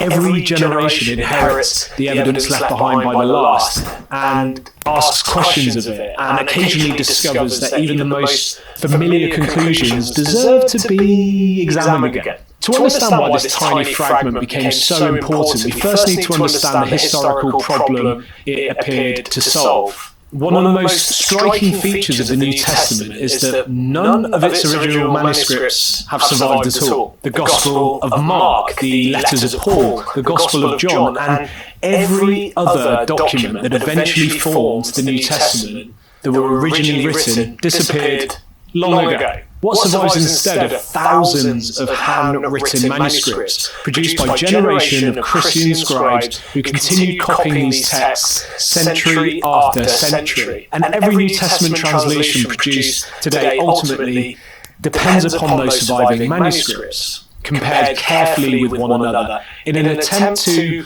reconstruct the earliest attainable text. That process immediately raises an important historical question. If the originals no longer exist, how close can historians actually get to them? The answer depends on the surviving manuscript evidence. Take a look at this. Today, more than 5,000 Greek New Testament manuscripts are known, alongside thousands more in Latin, Coptic, Syriac, and other ancient languages. And at first sight, that sounds like an extraordinary amount of evidence, yet those manuscripts were not at all copied at the same time. The overwhelming majority belong to the medieval period, many centuries after the New Testament was first composed. Only a relatively small number can be assigned to 2nd and 3rd centuries, and none can be confidently dated to the life time of the New Testament authors themselves. This is why historians become very excited whenever, and especially, an early manuscript is discovered. Every manuscript copy closer to the time of composition narrows the historical gap between the original document and the surviving evidence. Even a small fragment can become enormously significant if it demonstrates that a particular text was already being circulated at an unexpectedly early date. A manuscript does not need to preserve an entire gospel to influence historical discussion. And sometimes a few surviving verses are enough to reshape the entire conversation. And P52 appeared to do exactly that. If it really belonged to the early 2nd century, then John's Gospel was already being copied and circulated well beyond its place of composition, only a few decades after it was written. That possibility transformed what might otherwise have remained an obscure papyrus fragment into one of the most important manuscripts in the entirety of biblical history. Before historians could reach those conclusions, however, someone first had to discover the manuscript. And that story begins, appropriately enough, in a place where nobody expected to find history at all. It begins in an ancient rubbish dump. The year was 1896, and two young Oxford archaeologists, Bernard Grenfell and Arthur Hunt, arrived in Egypt with a destination that few of their contemporaries would have considered to be particularly exciting. Their expedition was not heading towards one of the greatest temples of Luxor,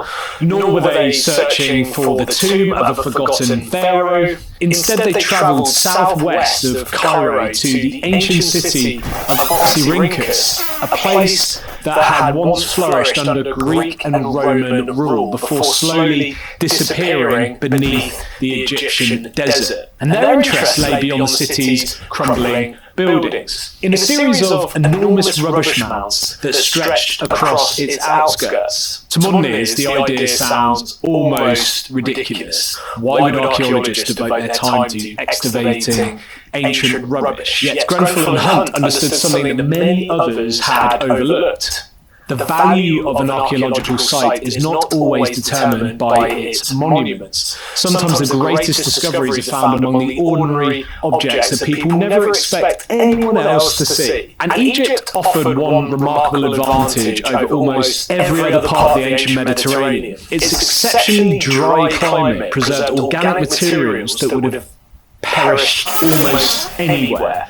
Papyrus, which was the paper of the ancient world, usually disappears through moisture and bacteria and decay. But in Egypt, however, discarded documents could survive for centuries beneath layers of dry sand, creating an archive unlike anything found anywhere in the Roman Empire. For generations, the inhabitants of Oxyrhynchus had thrown away the paperwork of everyday life. Tax receipts, shopping lists, private letters, school exercises, legal contracts, government records were all found their way to this city's rubbish dump. None of these documents have been preserved because no one thought that they would become historically important. They survived simply because they had been thrown away in exactly the right place. And Grenfell and Hunt quickly realised the scale of what lay before them. As the excavations continued, thousands upon thousands of papyrus fragments emerged from the sand. Some illuminated the roots of ordinary life under Greek and Roman rule, allowing historians to reconstruct everything from local taxation to education and family relationships. And others preserve works of Greek literature that scholars had believed to be disappeared forever. Lost poems, forgotten historical writings, and philosophical texts began to emerge from rubbish heaps that have remained untouched for nearly 2,000 years. It's insane. The discoveries were so extensive that even today the work is not complete. More than a century after Grenfell and Hunt began excavating Oxyrhynchus, scholars continue to identify and publish new papyri from the collection, reminding us that one archaeological expedition can continue transforming historical research for generations. Among the countless fragments transported back to Britain was one particularly unremarkable piece of papyrus.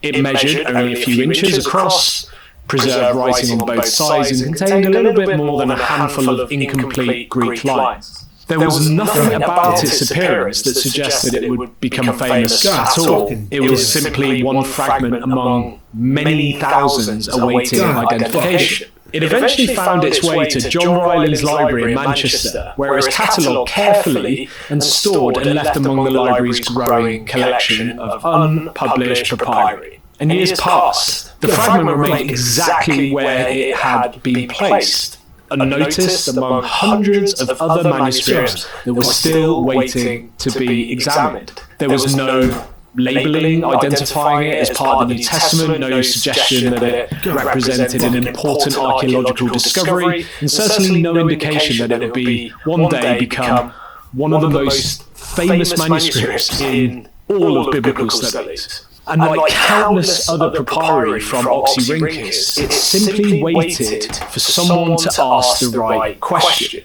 And that person arrived in the early 1930s. The scholar's name was Colin Henderson Roberts.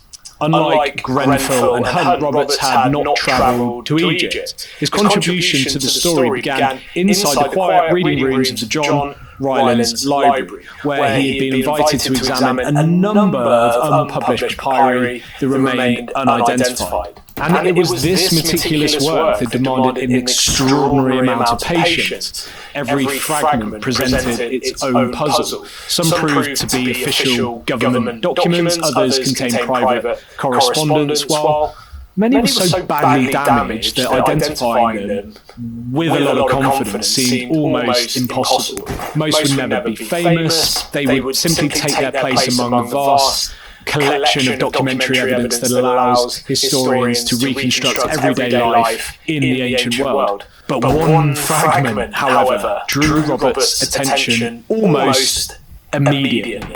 And this one was really cool for me because before I became a religious studies teacher, I studied theology at the University of Manchester, only a short distance from the John Ryland's library, where P52 has been housed for almost a century. At the time, I had no idea that one of the most famous New Testament manuscripts in the world was sitting only a few streets away.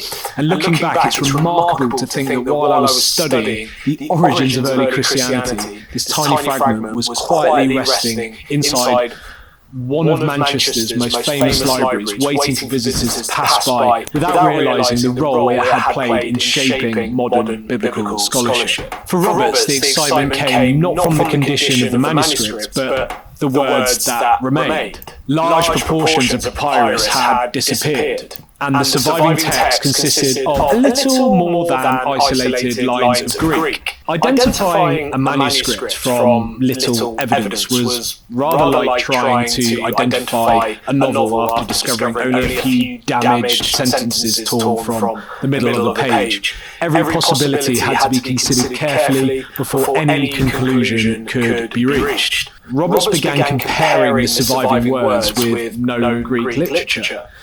One text after another could be eliminated until an unmistakable pattern began to emerge. The surviving lies corresponded with the 18th chapter of John's Gospel, preserving part of Jesus' conversion with Pontius Pilate shortly before his crucifixion. One side contained proportions of verses 31 to 33, while the reverse preserved parts of verses 37 to 38. Imagine discovering that. The identification was so remarkable enough on its own, yet as Roberts continued examining the fragment, another detail attracted his attention. The writing appeared on both sides of the papyrus, and that observation would prove almost as significant as the text itself. The fact that the text came from John's Gospel was significant, yet it was not only the observation Roberts made. As he continued examining the fragment, he noticed something else that would become a hugely important part of the story. The writing appeared on both sides of the papyrus, and to modern readers that might sound entirely unremarkable. Every book we own is printed on both sides of the page, and it would seem strange to produce one that wasn't. But in the ancient world, books usually looked very different. Literary works were commonly copied onto scrolls, long sheets of papyrus that were rolled for storage and normally written only on one side. Reading them involved unrolling the text as you progressed, the format that had dominated the Mediterranean world for centuries. Yet P52 had not come from a scroll, it had come from a codex. The codex was a direct ancestor of the modern book. Instead of a single continuous roll of papyrus, individual sheets were folded, gathered together and bound along one edge, allowing readers to turn pages rather than unroll a scroll.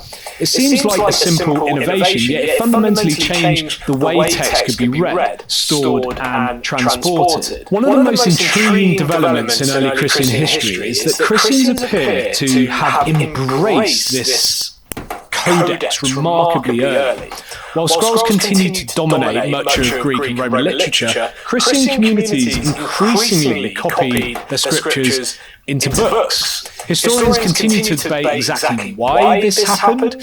Some have suggested that the codex made it easier to locate passages quickly during teaching and worship. Others point to its practical advantages, allowing more text to be contained within a single volume while making manuscripts easier to transport. It is also possible that the codex gradually became part of an emerging Christian identity that distinguished Christian writings from many other literary traditions of the ancient world. But whatever the explanation, P52 joined the growing body of evidence suggesting that Christians had adopted the new technology at a remarkably early point in their history. Yet, fascinating as that observation was, it would not be the feature that made the manuscript famous. That depended upon a far more difficult question.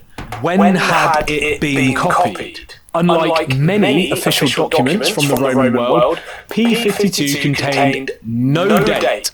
No emperor is mentioned, no council is named, no historical event anchors the manuscript to a particular year. Everything therefore depended on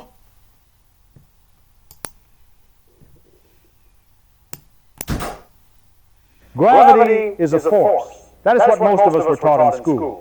Mass pulls on mass. The earth pulls on you. The moon pulls on the oceans. The sun pulls on the planets. It sounds simple, intuitive, almost obvious. Drop a ball and it falls. Of course it falls. Gravity is pulling it down. For more than 300 years, this idea worked so well that it became one of the most trusted descriptions of nature ever written. Isaac Newton even gave us the equation. Multiply two masses together, divide by the square of the distance between them, multiply by a constant, and you can predict the motion of planets centuries into the future. Using that equation, scientists predicted the tides of the oceans, the paths of comets, even the position of planets that no one had seen yet. It was so accurate that in the 1800s, astronomers used Newton's formula to discover an entirely new planet, Neptune, simply by calculating where an invisible gravitational pull must be coming from. When a theory lets you discover a planet using nothing but mathematics, you tend to trust it completely. And yet there was always something deeply strange hiding inside the idea of gravity as a force, something Newton himself worried about. Imagine a ball falling toward the earth. The earth and the ball are not touching. There is no rope between them, no rod, no physical connection. Between them is empty space, vacuum, nothing. And yet somehow the earth knows the ball is there and pulls on it instantly. How does it know? How does a piece of matter reach across empty space and grab another piece of matter without anything in between, carrying the message? Newton called this action at a distance, and even he admitted it felt absurd. In fact, he wrote that the idea that one object could act upon another through empty space without any physical mechanism was so strange that no thoughtful person should easily accept it. But the equation worked. So for more than 2 centuries, physicists used the formula and ignored the mystery. Gravity pulled, objects fell, planets orbited. The universe seemed simple, until small cracks began to appear in the story.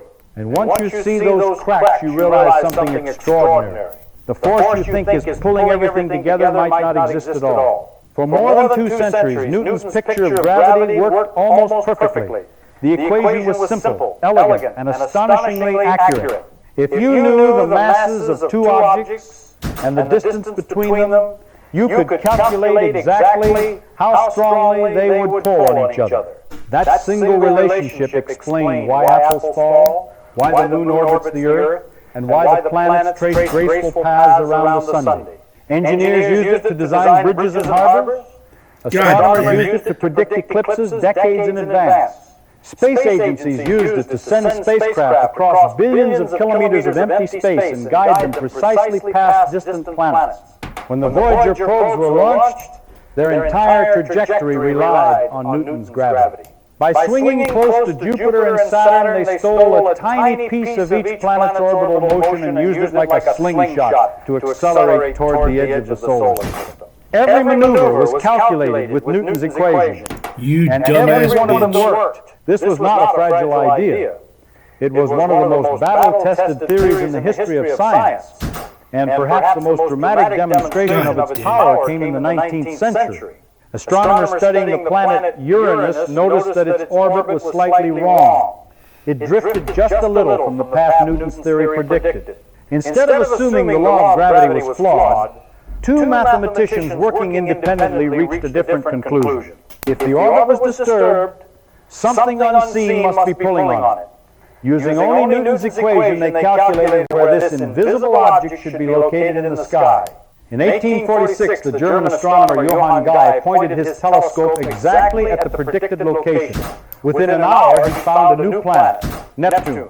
A world no human had ever seen had been discovered with nothing but mathematics and the idea that mass pulls on mass. When a theory allows you to predict the existence of a planet before anyone has observed it, the natural reaction is simple.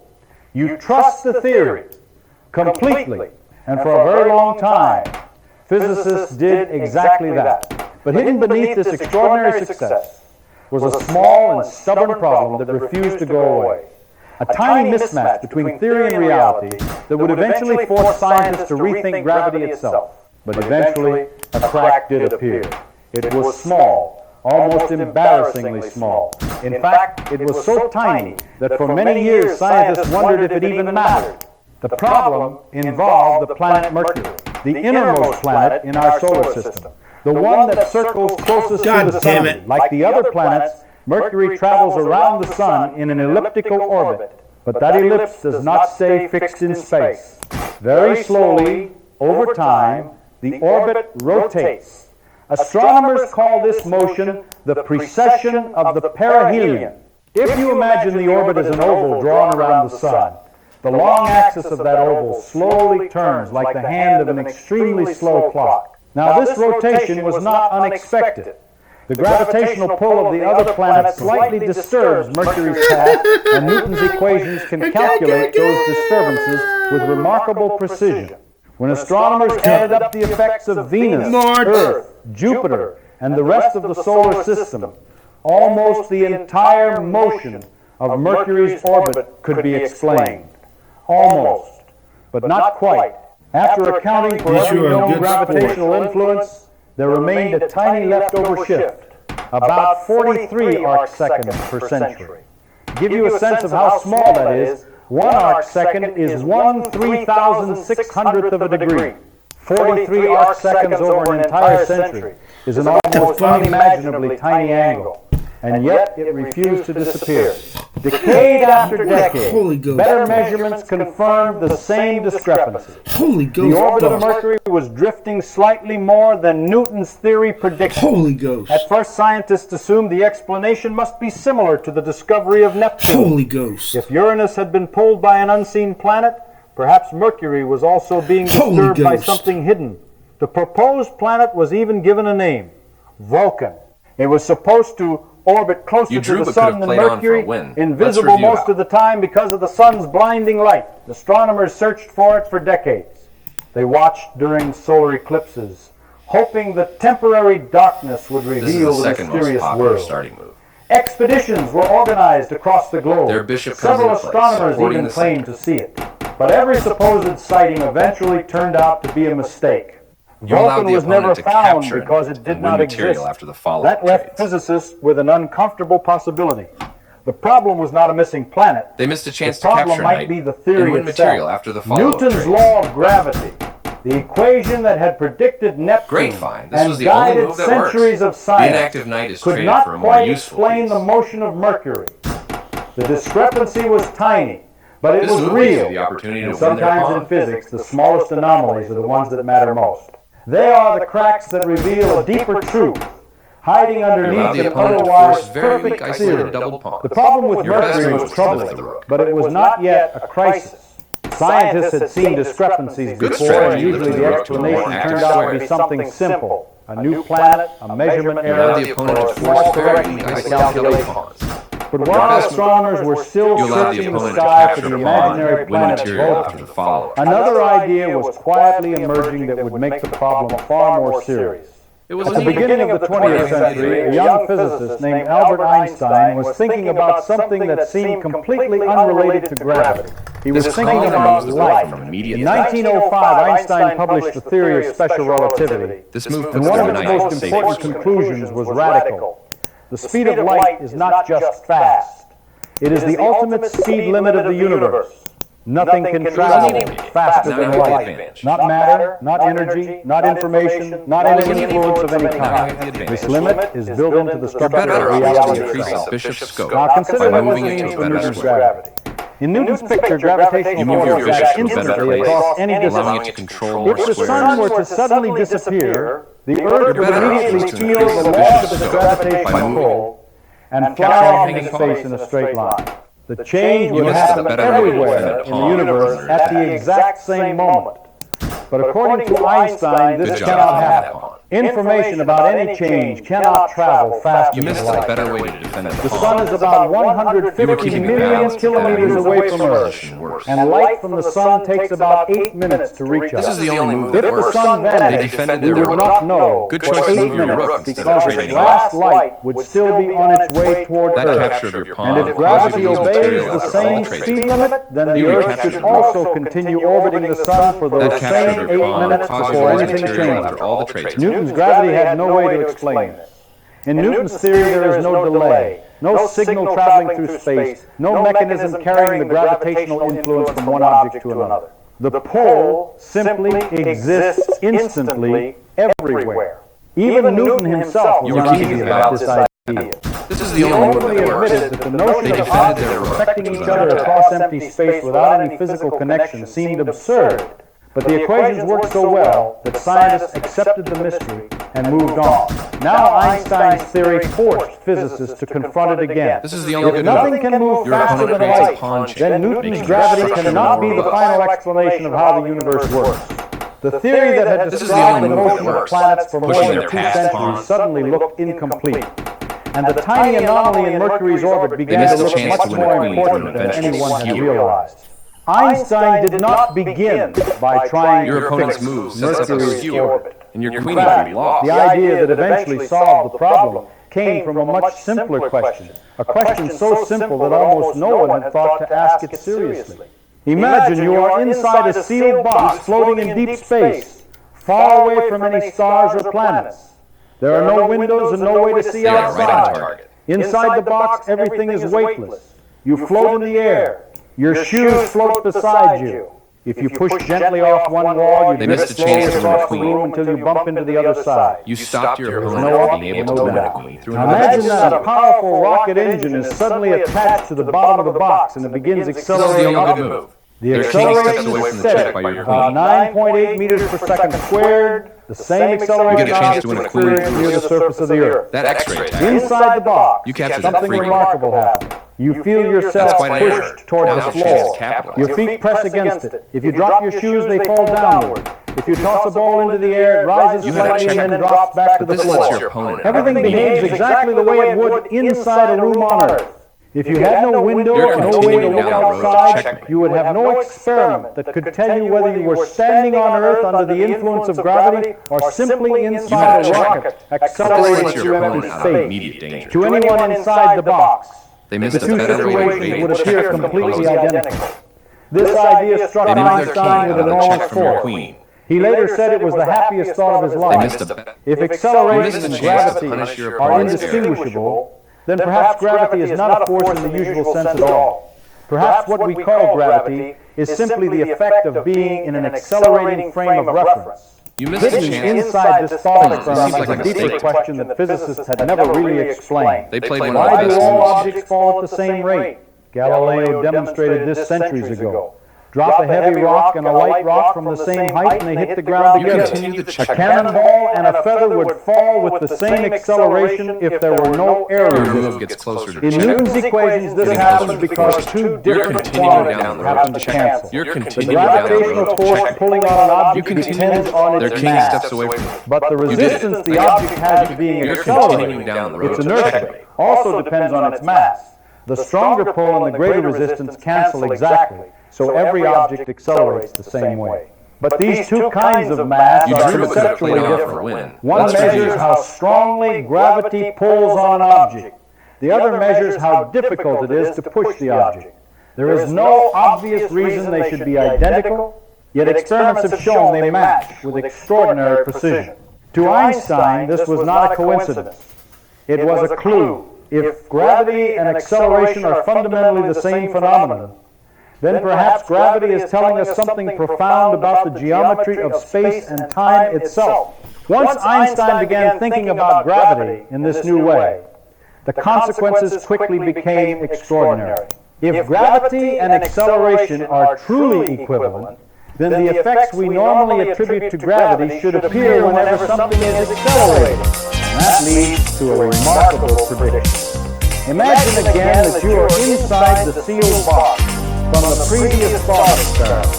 The rocket engine is firing, pushing the box upward with constant acceleration.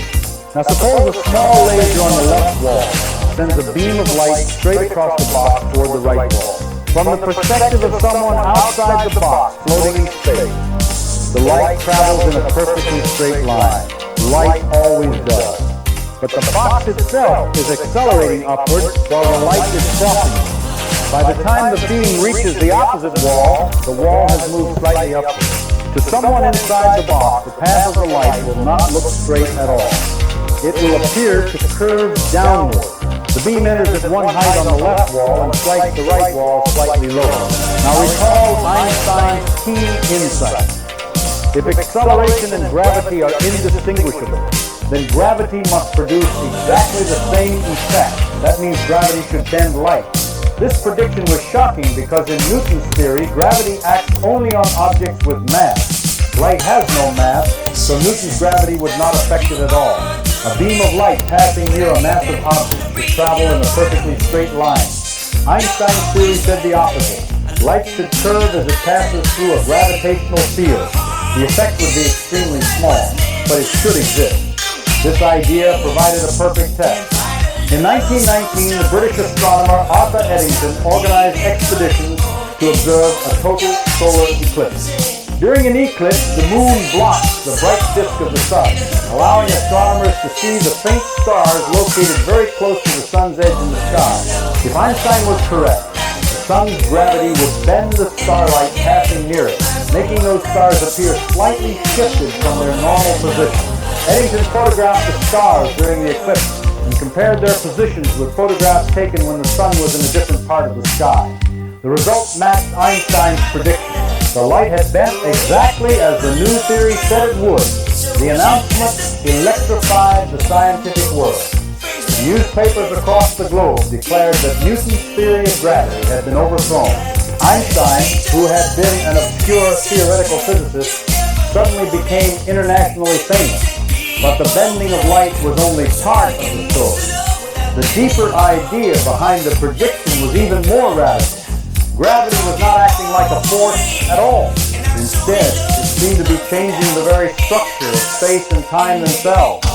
While the bending of light made dramatic headlines, the most convincing confirmation of Einstein's new theory had actually appeared a few years earlier in a much quieter way. Remember the strange discrepancy in Mercury's orbit, the tiny extra shift of 43 arcseconds per century that Newton's gravity could not explain.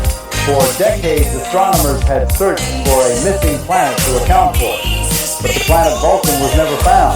The real explanation came in 1915 when Einstein completed the final form of his new gravitational theory, what we now call general relativity.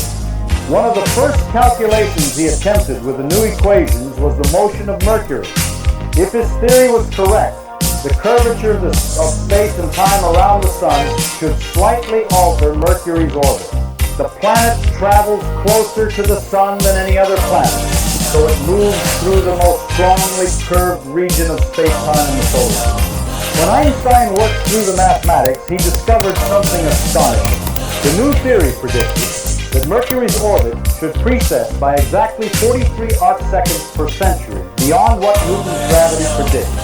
The unexplained discrepancy that had puzzled astronomers for more than half a century fell directly out of the equation, not approximately.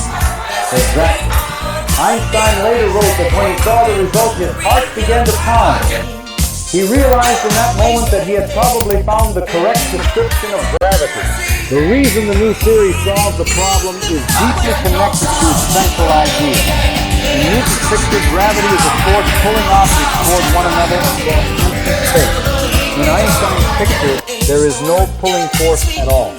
Instead, massive objects change the geometry of the universe itself. Space and time are not a passive stage on which events take place. They are dynamic and flexible. When a massive object like the Sun exists, it alters the geometry of space-time around it. Objects moving near the Sun simply follow the natural paths determined by that curved geometry. Physicists call those natural paths geodesic. Mercury is not being pulled by a mysterious force. It is simply following the straightest possible path through a region of space-time that has been curved by the Sun's mass. Because the curvature near the Sun is slightly different from what Newton's theory assumes, Mercury's orbit slowly rotates as it travels around the Sun. This idea is profoundly different from the traditional picture of gravity. Instead of invisible forces stretching across space, the motion of planets becomes a consequence of geometry. Matter and energy change the shape of space-time, and the shape of space-time tells objects how to move. Once you begin thinking about gravity this way, many puzzles that seem mysterious in Newton's theory suddenly start to make sense. To really understand what Einstein's theory is saying, we need to focus on something even more surprising than curved space. The key effect of gravity is actually not the curvature of space, but the curvature of time. Mass changes the rate at which time itself flows. This sounds strange at first, but it is not speculation. It is something that has been measured directly in experiment. Imagine placing two extremely precise clocks in the same room. One clock is placed on the floor, and the other is placed on a shelf a few meters high. According to Einstein's theory, the clock closer to the Earth should tick slightly more slowly than the one farther away. The difference is incredibly small, but it is real. Time runs more slowly in stronger gravitational fields. This prediction was first confirmed in 1,959 inches, an experiment performed by physicists Robert Pound and Glenn Rebka at Harvard University. They measured the energy of gamma rays traveling up a tower about 22 meters tall. The photons climbing upward out of Earth's gravitational field lost a tiny amount of energy, which showed the time at the top of the tower was running slightly faster than time at the bottom. Later experiments confirmed the effect with even greater precision. This strange behavior of time is not just a laboratory curiosity. It affects technology that millions of people rely on every day. The satellites used by the Global Positioning System orbit about 20,000 kilometers above the Earth. At that altitude, gravity is weaker than it is on the surface, so the clocks on those satellites tick slightly faster than clocks on the ground. The difference is about 38 microseconds each day. It may sound insignificant, but if engineers did not correct for this effect, the GPS system would accumulate errors very quickly. Your phone's location would drift by several kilometers every single day. The fact that your navigation works accurately is direct evidence that Einstein's theory is correct. Now here is a remarkable connection to gravity. Every object in the universe is always moving through space-time. Even when you are sitting still in a chair,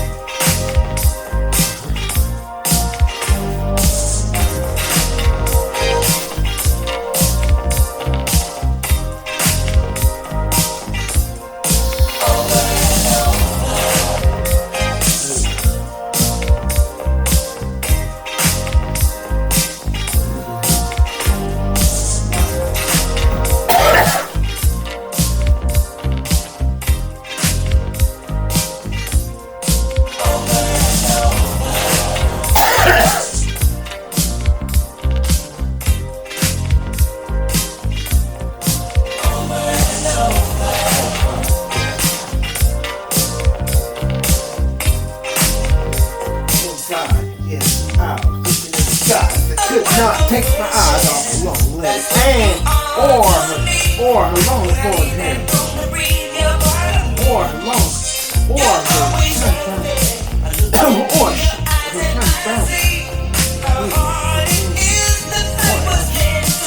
her shirt down the way.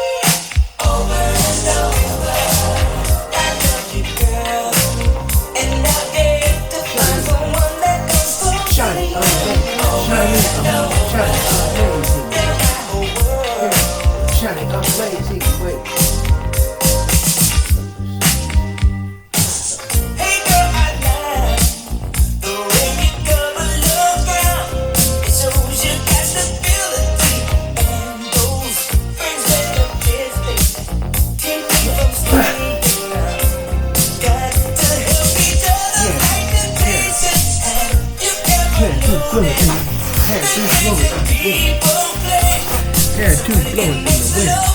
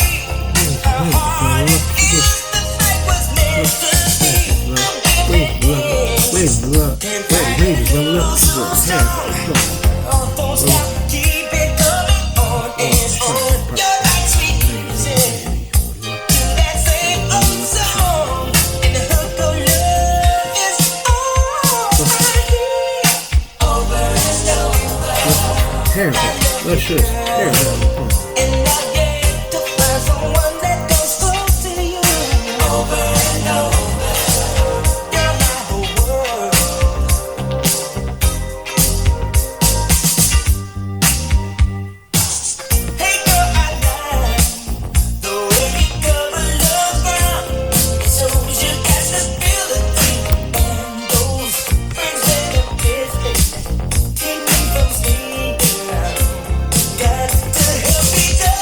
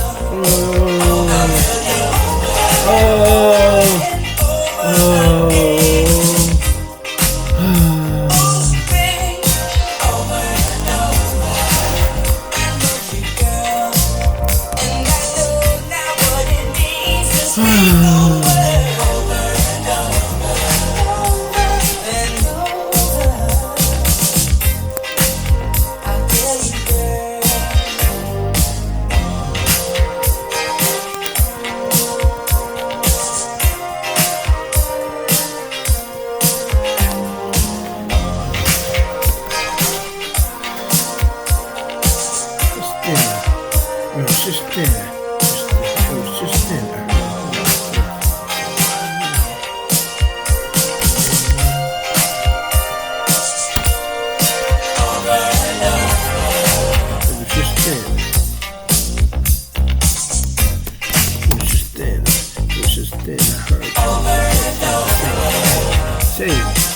Say her name. I wrote that down in my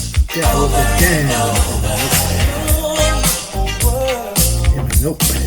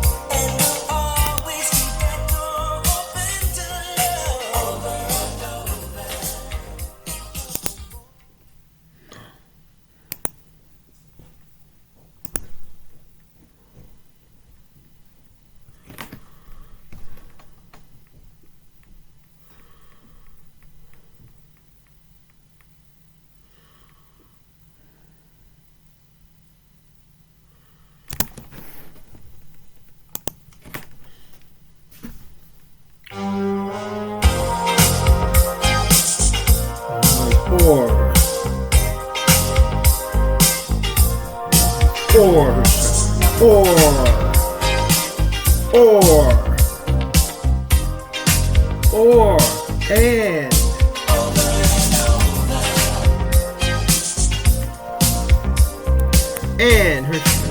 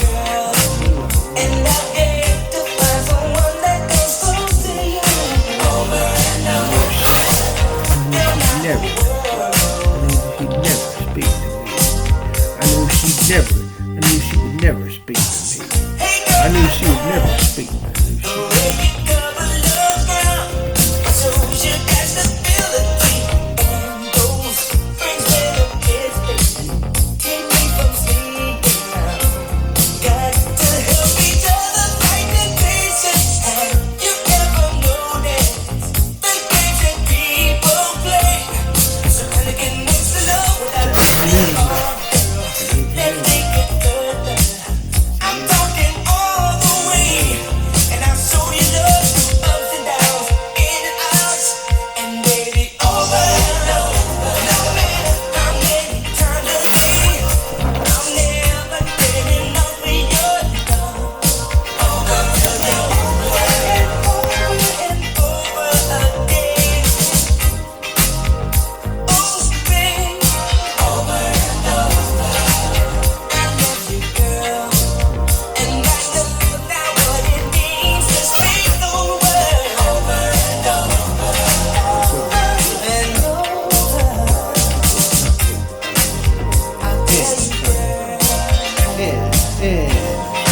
And right down. And right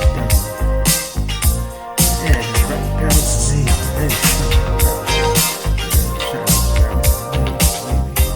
And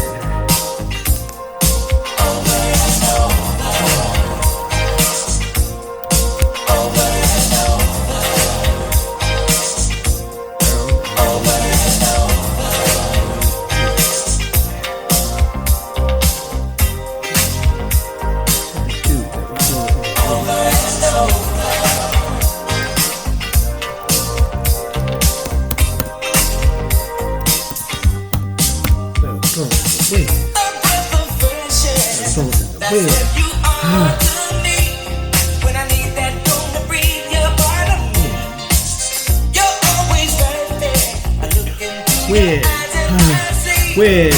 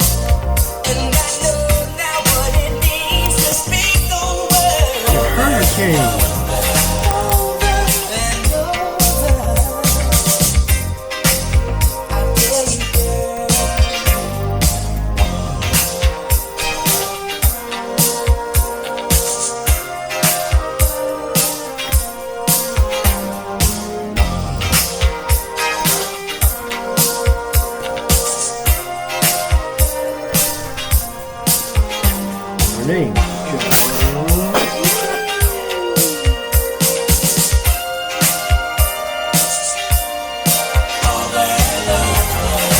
Over and over, over and over, over and over, over and over.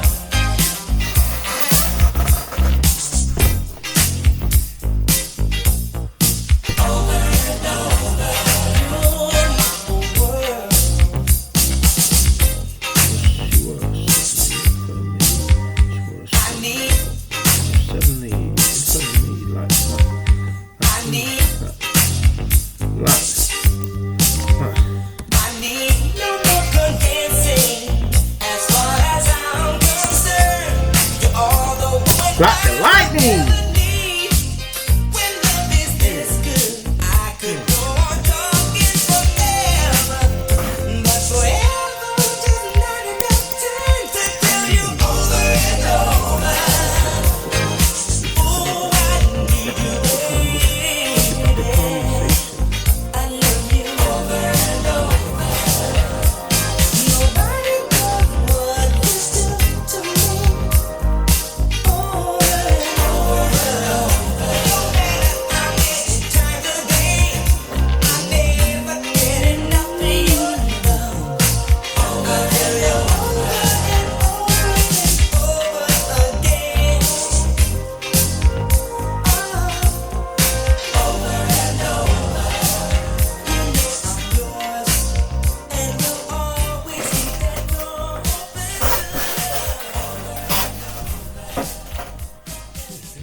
See, I was only 17. Feeling like that.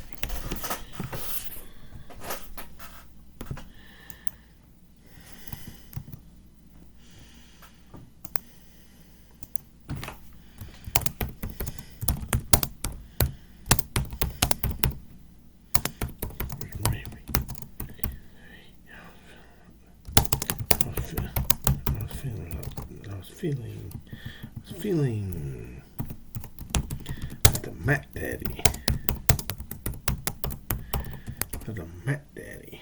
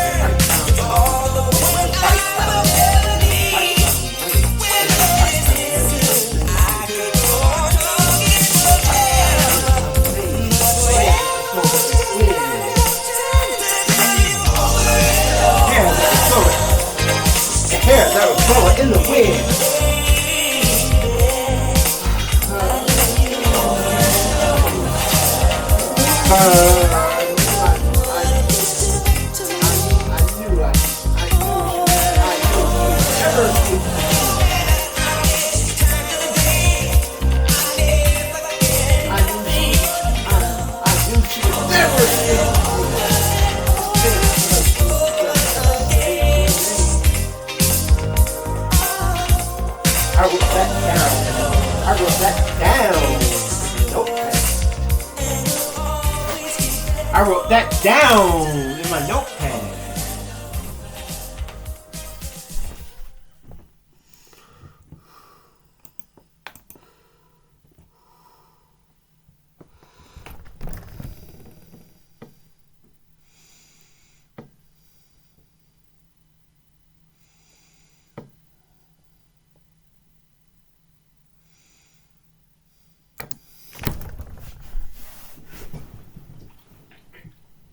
Like lightning, like lightning, she was stuck in front of me, and she was stocking up, and she was stocking up the conversation, and she was stocking up the conversation with me.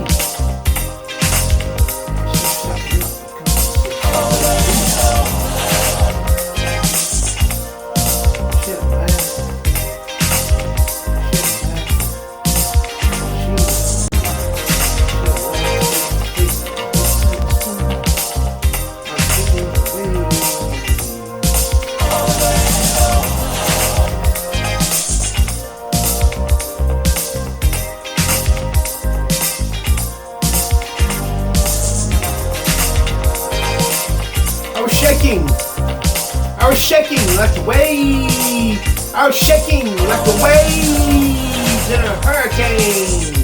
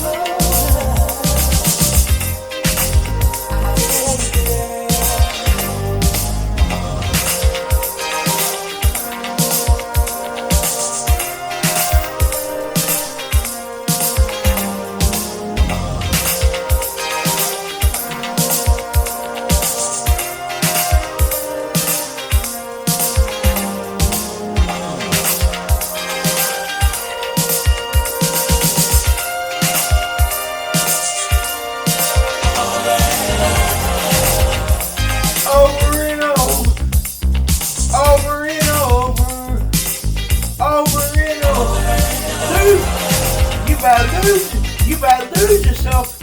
Lose yourself. You better lose yourself.